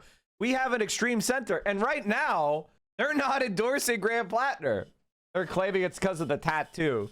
You can tell so many people claim like the tattoo is some sort of like, oh my god, the tattoo. Now, full disclosure, When I found out about the tattoo, I was fucking pissed. I was fucking pissed. I think it's perfectly reasonable to be pissed the fuck off that he had the tattoo. But honestly, now that time has passed and we've seen the type of man that Graham Plattner is as a candidate, what his policies are, the way he accepted the left-wing criticism, and how he didn't tack to the right even after winning the primary, and he got it covered up, I believe his story about being a dumbass. So the question is, do you want to support the anti-Zionist, anti-war candidate, or do you want to support Susan Collins, the genocidal maniac and Trump footstool? He is an anti-war, Mike. He calls himself anti-war. He literally called himself anti-war. In the New York Times interview, he says, I am anti-war, but I'm not a pacifist. That's what he said. And when he was asked about China, this is what he said. Because people like to imply he's like pro fighting a war with China or pro Cold War with China. Oh, how do I post so much? Fuck. Oh, here it is. Our position towards China should be one of cooperation instead of one of opposition. I mean, in many ways, because that's what it is already. We just pretend that it isn't. I mean, one, I think we pretend that because it's good for the military-industrial complex. Politically, for some people, I think they want to see a continued multipolar world in which we have to always be in some form of aggressive, almost war posture, much like we had against the Soviet Union, which I just see as absurd because China, we rely on many of the cheap goods China builds. China relies on us to buy them. We have a very integrated economy, which we pretend isn't happening. Yeah. Our position towards China should be one of cooperation instead of one of opposition. This is the most important foreign policy issue of the 21st century. What is the American-Chinese relationship? If the human race dies out, it's because we don't take this shit seriously. And Graham Plattner comes out here and says, we should be cooperating with China. And people ignore this shit. They pretend like he's some sort of warmonger because they're lying for clout. Or they're just, they're either lazy, they're intellectually dishonest, and they don't care, or they have a social milieu they're trying to maintain, and which is what it's really about, which is why I don't care. Like, I don't care if people think that me backing Graham Plattner means I'm the Graham Plattner left or whatever the fuck. I don't give a shit. I'm not stupid. I saw what happened with Jeremy Corbyn. I want to avoid that. See, Americans are smarter than Brits. We're actually going to elect our left-wing politicians. We're not going to call them anti-Semites and fold to the Israel lobby like you did, right? Like, we're going to fight back and we're going to win. All right? That's the difference between us and the Brits. We're not going to ban, we're not going to give in like you did. I guess that's the one way that we're exceptional, We're not going to give in. The Graham Plattner take is just one where he's a veteran. You're 20 years old. You get to do this virtue signaling shit. And if you're not connected to any kind of movement, if you're not trying to accomplish anything in the real fucking world, then you don't have any responsibility. So you don't give a shit. You get to be irresponsible. And that's fun because it's all intellectual for us. It's all like I'm a white guy. I'm a straight white guy with a Twitch channel. I can opt out of this shit. I can just never talk about this shit again. But guess what? I won't, because that's fucking morally wrong. And I'm not doing this to aggrandize myself. I'm doing this for power, not for myself, but for our movement. I'm doing this to help the Palestinian people any way I can in a reasonable way, like in a way that'll actually help by removing American state support. I actually care about this shit. I'm not doing it to make myself look good. Just trust me, there's nothing I could do for that. There's a moderate terrorist. Radical one. Yeah. Moderate terrorism is Mike, Nancy why don't Pelosi. I debate more? Who has a good debate platform? Who's actually worth debating?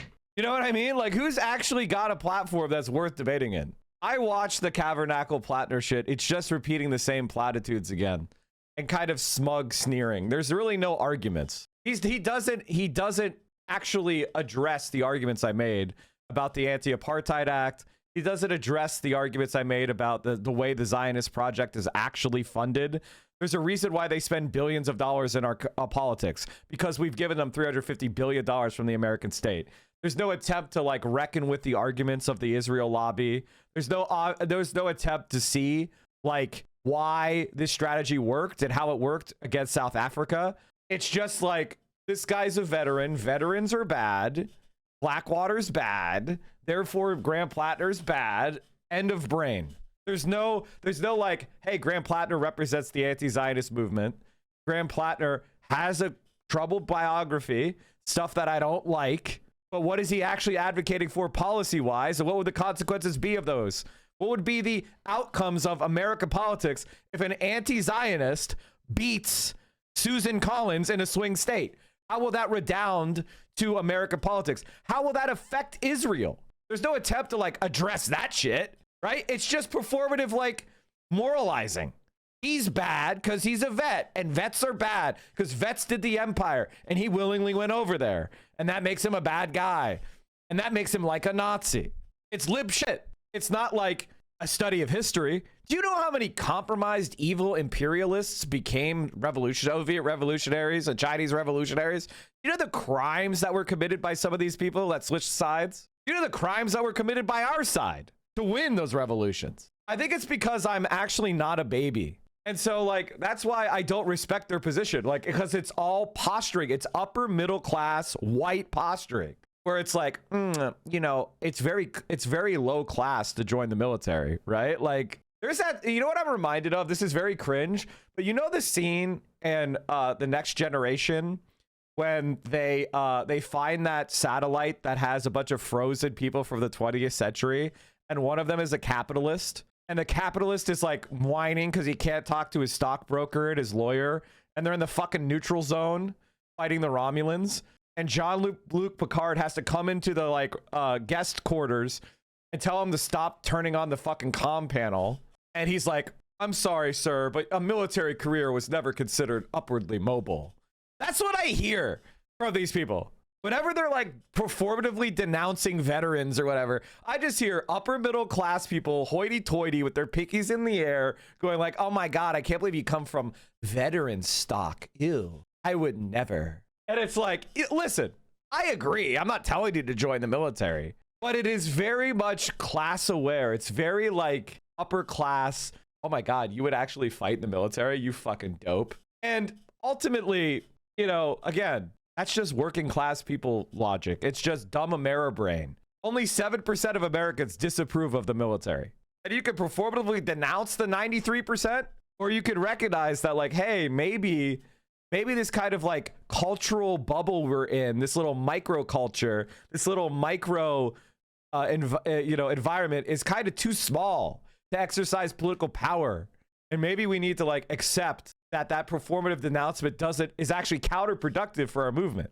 But again, this is tone policing. I'm not even tone policing. I don't even care if you do this. I don't care that you do this. I don't care if you don't like the military. Don't like the military. It's fucking reasonable. Go ahead, denounce them. I don't give a shit. I'm not tone policing you. I just think it's embarrassing to be like, I don't understand why anybody would support an anti-Zionist senator. Like, because he's an anti-Zionist senator. It's not that complicated. You know what I mean? It's like, it's not hard. He's an anti-Zionist senator who votes against giving Israel weapons. You figured me out. Not disagree with your point, but I feel like the inevitable problem is that would arguably make us want former cops, which obviously we don't want. We should probably explain what the difference is between former military people and former cops. My answer to that is every leftist movement, there's a reason why you have this kind of perspective, because it comes from anarchism. Anarchism is against using state power, right? So there's a culture of performatively denouncing state power, right? I want to have the guns. That's what a revolution is. We have the guns, they don't. That's what I want. Now, as far as cops are bad because they're class traitors. They're not going, their guns are aimed at other citizens. That's their entire point for existing, okay? But again, when we're talking about pointed guns, if the guns are getting pointed at the capitalist class, hypothetically, not in Minecraft, that is what a socialist should want. And there's this, again, desire to convince you not to have military skills. Military skills are military skills. They are ideologically neutral. If you know how to pick up a rifle, sight it, and put a bullet on target, that is an ideologically neutral skill. Sometimes we're going to need leftists that know that skill. I want more leftists that have that skill. You know, like I want leftists who know how to pilot drones. I want leftists that know how to shoot a rifle. I want leftists who know battlefield medicine. I want leftists who know operational security techniques. I do. And like, again, all of this should be obvious to everybody, right? Like, am I saying anything that's not obvious? Like, I feel like this shit is obvious. Mike Presner, who's a PSL, a mutual of mine, former vet, he's fucking awesome. I'm glad he's in our movement. I think he even came on the stream, if I recall correctly. He definitely went on Hassan's stream. I think he's fucking awesome. I want more veterans who denounce the Iraq war and the war on terror. I do. That makes our movement look good, not bad. Now, I don't want people in Iraq to think that I'm like leaving them aside. We owe them reparations. We owe the people that we harmed reparations. Okay? We do. But but to change America, we need to have power. If you want imperialism to stop, we have to seize power. The United States is not militarily contained, and we can keep bombing shit, and we can pour trillions of dollars into more and more weapons, and we can kill millions upon millions of more people. If you want the United States militarily contained, it has to be politically contained. That's part of why North Vietnam was able to win. That's why North Korea was able to win, because it was unpopular to keep the war going democratically. So we need to actually have a movement that is electorally relevant. I think there's like way too much personal myth making and not enough, like, you don't have to emotionally connect to every politician you tactically support. And yes, I know I'm making distinctions. That argument could have been made about Kamala Harris. I didn't agree with it then. Why? Because she was actively supporting a genocide and promising to continue it. Graham Plattner is not. Graham Plattner is specifically not. That's the distinction I make. Maybe that distinction doesn't matter to you. Matters to me. He's anti-Gazan genocide. He's anti-AIPAC. His win will be seen as a huge blow to Israel. I want to strike that blow. I am straightforward about that. I want Israel to take an L. Oh, we're both communists. I see. But she's a more moderate terrorist. So you're a radical terrorist and she's a moderate. Okay, Yeah. I see. Okay, so there's that. The sickle and hammer gave it away. Yeah.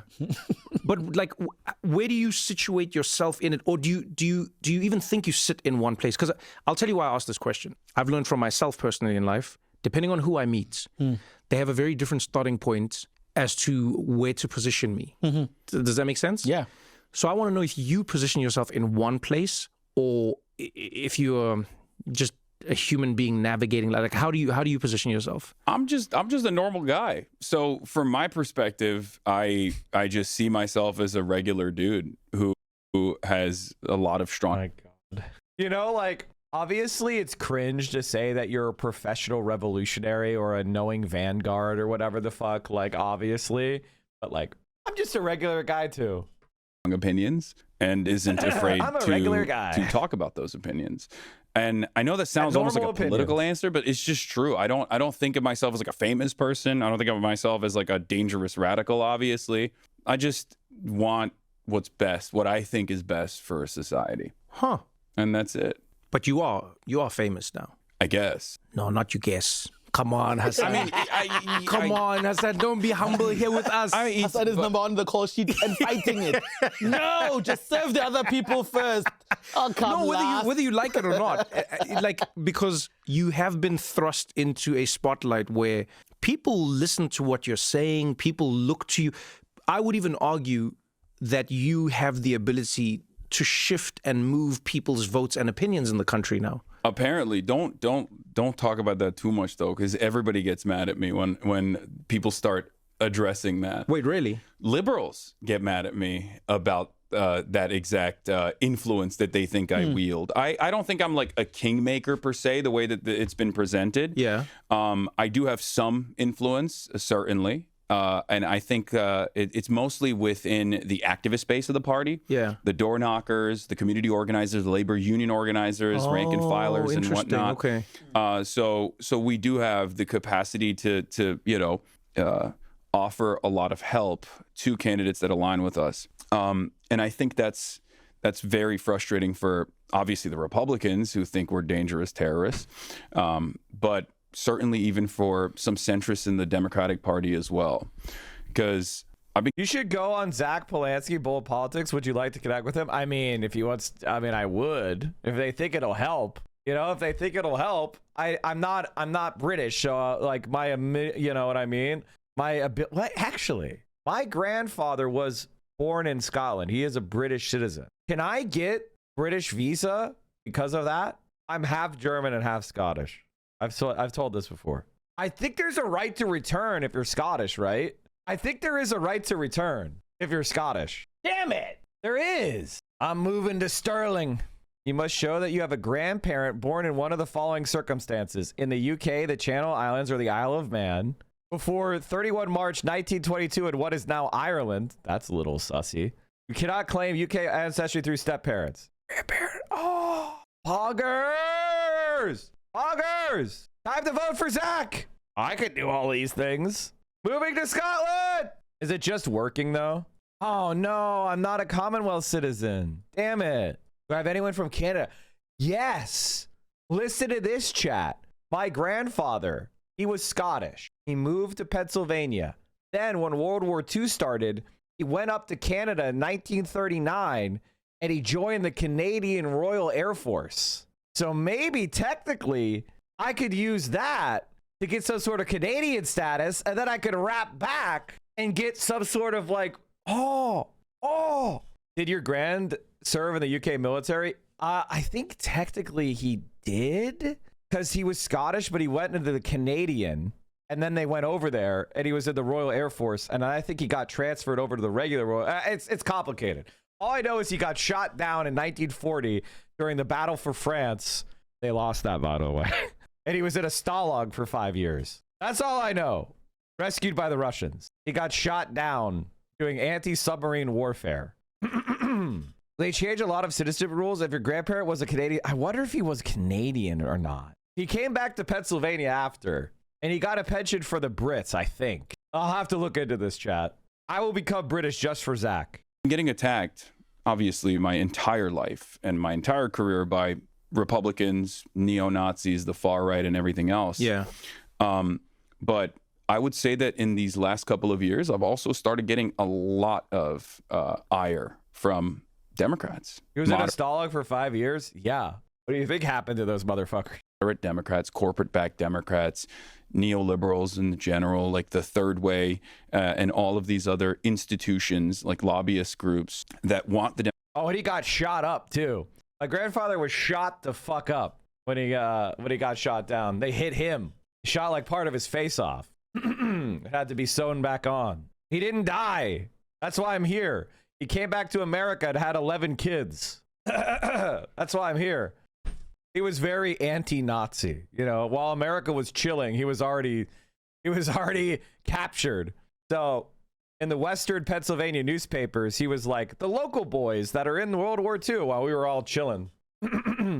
Democratic Party to maintain this moderate pivot permanently, constantly conciliatory to right-wing culture war framing. And I obviously oppose that. And I think that's precisely the reason why Kamala Harris lost. Imagine being able to support 11 kids today. Well, he ended up, he had a house and he bought the house next door as well. He was a steel worker. And, you know, when you have 11 kids, some of them become adults while the other ones are still kids. So they got jobs. You know what I mean? So like, sheesh. So he had his, you know, his oldest kids were also working and contributing. It's a very different time. Not Bethlehem Steel, U.S. Steel. It was Western PA. Bethlehem is Eastern. What number became your parent? 10. My mom is number 10. My dad is the oldest. My dad was the oldest. My mom was number 10. My mom was 13th. Have you beat? Oh, damn. That's pretty rare. You have to be the only person in chat that has me beat. My mom was also 13th. Oh, hell yeah. My dad was 14th of 6. You're making that up.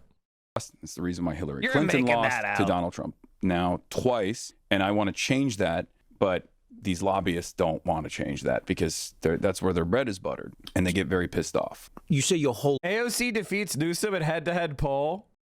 That's another truth nuke. That's what we call a truth nuke. Another example of by the way, I've been telling, like, I was talking to Hassan the other day when I was like, it's gonna be AOC. It's gonna be AOC. The thing all AOC needs is my help. But unironically though, if I was just able to like say, hey, try this, and just as an experiment, you know, as an experiment. The one thing that I understand is that we're in a fascist epoch, which means you have to operate with the friend-enemy distinction. What people want right now is for you to say who's on your team and who's off your team. That's what they want. If you're not on the team, then you're not on the fucking team. That's what people want. So your speech should be super negative against people that are not on the team. And you should help define the edges of who's on your team. Comradeship to people on the team, harsh criticism and obstruction and confrontation with people not on your team. As long as you adopt that mentality in your communication, you will win. If you try to do anything conciliatory toward the other side, you will fucking lose. Every time you try to do this, like, well, some people in Israel are nice, you fail. Don't do that shit. It doesn't work. It doesn't help. Nobody likes it. People are pissed the fuck off and they want fighting. They want you to show how you're going to make the enemies suffer and our friends thrive. That's what your communication should be.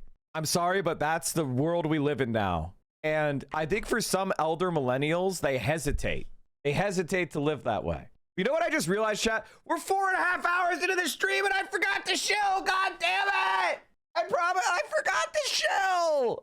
I fucking forgot to show. God damn it! If you enjoy the content, we just lost 200 subs. Come on. Come on, guys. Come on. Support the stream. The vibes are amazing. Come on. Please consider supporting the stream by subscribing at tier 1, tier 2, or tier 3 sub. If you have Amazon Prime, you can attach that to your Twitch account. You get 1 free sub a month. That's your Twitch Prime sub. You get to take money from Jeff Bezos and give it to me. And we're going to raise taxes on Jeff. We got to raise taxes on Jeff. Come on. Sorry, Mike, I got laid off. Oh, damn. No worries, brother. What's my dream ticket? AOC and Sean Fain. That's who I think should run. I want to have AOC as the prez. And I want Sean Fain as the white working class guy to help build organized labor. That's my ticket. He's an outsider and he's awesome. And that way, also, the other advantage is we're not getting rid of any, like, in order for us to win, we have to win the Senate. So I don't want to take anybody out of the Senate. We can't have anybody out of the Senate because it's very unlikely that we're going to have a big Senate majority. So pulling anybody out of the Senate is a stupid idea. So I don't want to see a John Ossoff or any of these other people that are ideologically aligned with AOC. And I don't really think, and I'm going to be completely honest with you, chat, I think John Ossoff is a fucking dud. I think Beto O'Rourke is a fucking dud. I think he's a Beto. I think he's a Pete.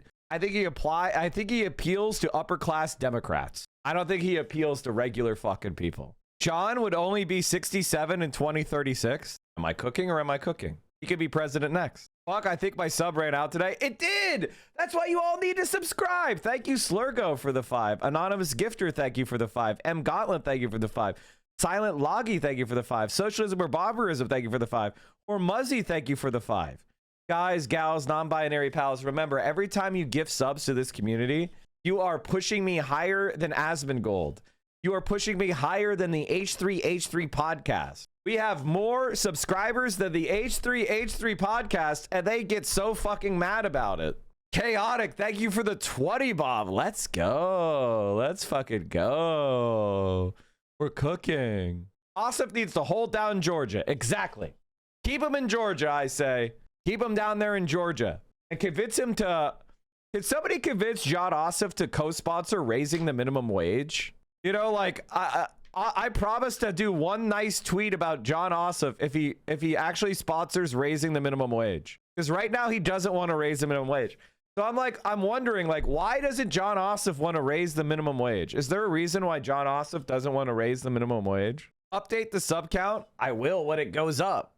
Like, you know what I mean? Like, when the sub count fucking goes up, I'll update it. What do you want me to say?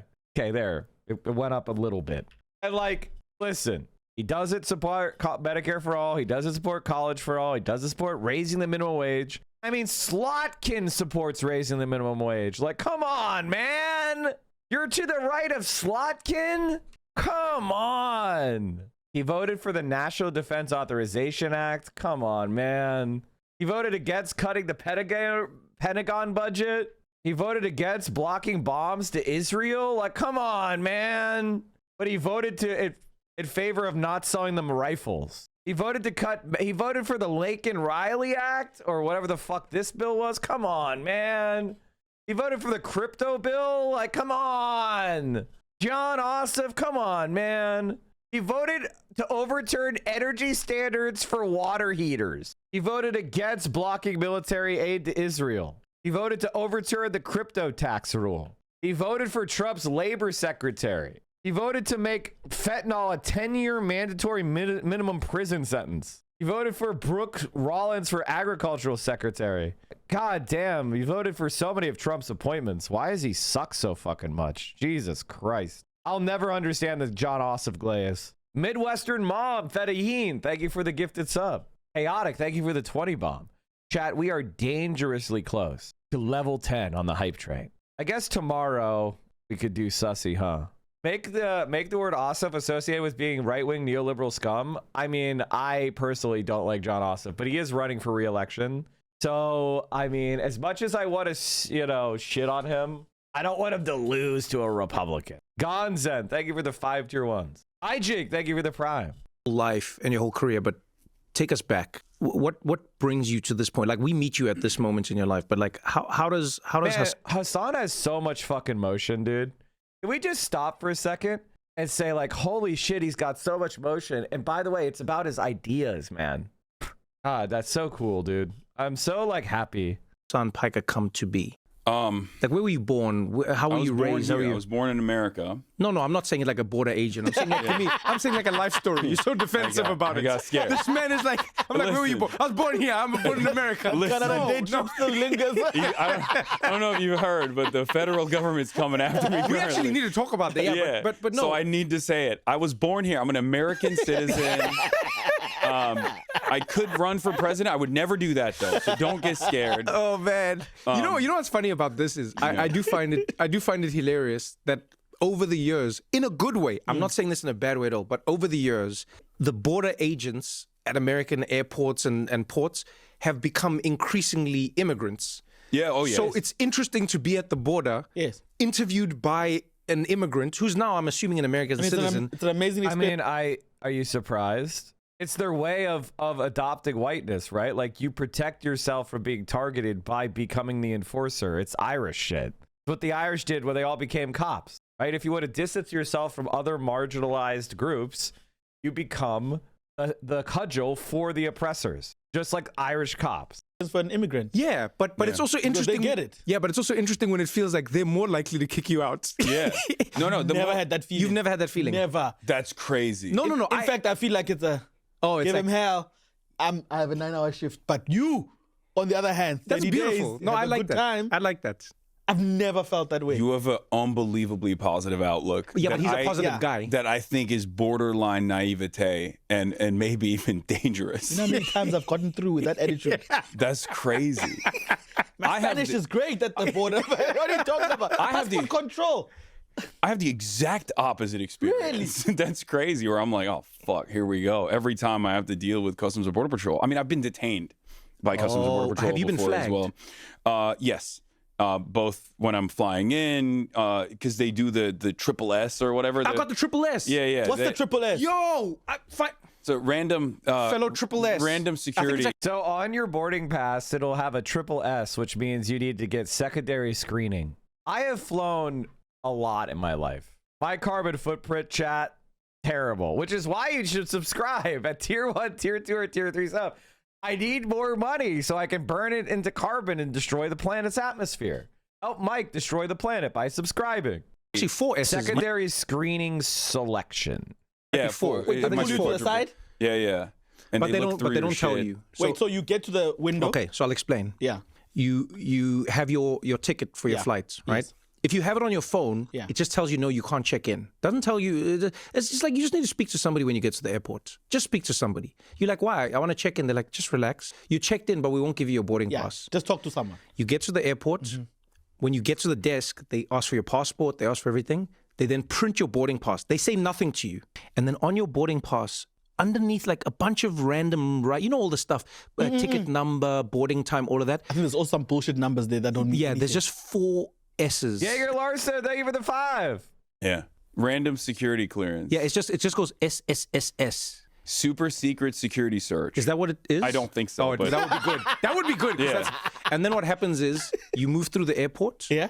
You So still nothing. No one. Nothing happens generally. Your bags are checked in. But gone. then when you get to the gate, the boarding gate. Yeah, the boarding gate. Everyone and then they pull you aside and they, excuse me, would you like to take off your underwears, please? Oh, wow. Yeah, they do a special Cavity search. I mean, they don't do cavity search, but they go like they would if you catch anything. You piss them off enough, they will. Squat and cough. No. No squatting. Just coughing. Well, maybe they do it. Just go through all your bags. Maybe they do it to other people, but Wait, so they pull you to the side? Yeah. And then you have to go into a little secret room, which is not a secret. Some airports just create like a partition. Yeah. So you're outside but inside. Yeah. And that just happened to me one time. One time I was flying standby on that flight, and I figured they were like, we got to do it to somebody, so they did it to me. That was one fucking time. Everything. Yeah, and it's sometimes you're with a big group. A lot. Group, and they're all walking, and you get pulled to the side, and you're like waving at them, like, bye. Yeah. See you on the flight, hopefully.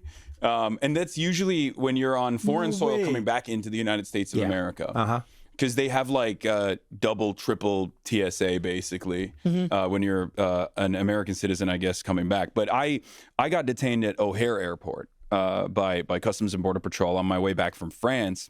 I was about to speak at University of Chicago at the Politics Institute, and they pulled me aside, and they had revoked my global entry, which I never got to use, which is really annoying. I hate that. It took so long. I had to do all these interviews. Yeah, and you have to give your life to them. And they gave it to me. I got the card, and I never even got to use it. The first time I use it, I get detained. And they pulled me aside into a secondary detention area where there's like an interrogation room, and you sit in there. Lied. Yeah, it was in the news.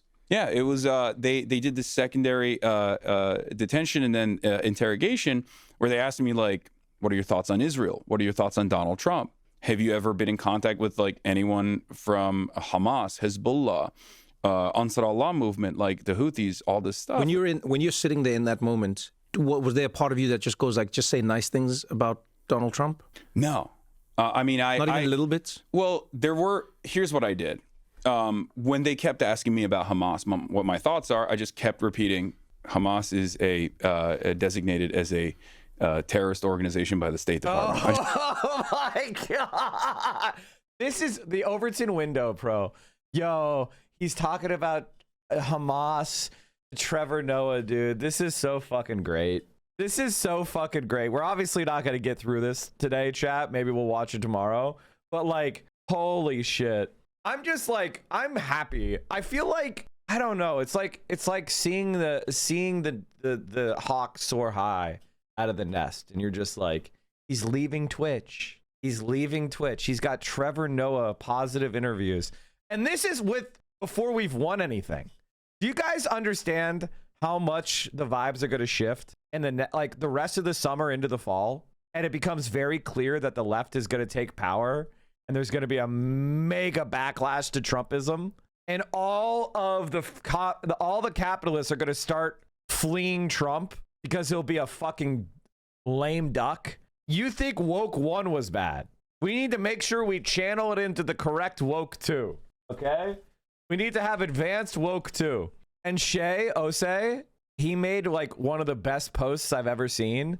Is somebody like quoted him from 2020, and they said, "Oh, do you still believe this?" And he replied, "Woke 1 was crazy," which was the best response I've ever seen. To just laugh it off and be like, "Listen, we all went a little bit too far in woke 1. I think we all could agree with that, right? Like we all said some embarrassing shit in woke 1. Like that is the ultimate maneuver. Not to act like you got caught, not to act like you are super cringe, but just to be like, we kind of went crazy in woke 1, right? We all posted black squares, right? And thought we were doing something. You know, like when people get all like, "I'm so sorry, I said abolish the police. You're right, we need our police officers." That's how you lose. When you just laugh it off and you're like, we went a little bit overboard. That was a little bit too far. The black squares were cringe. Laugh it off. Treat it like a joke.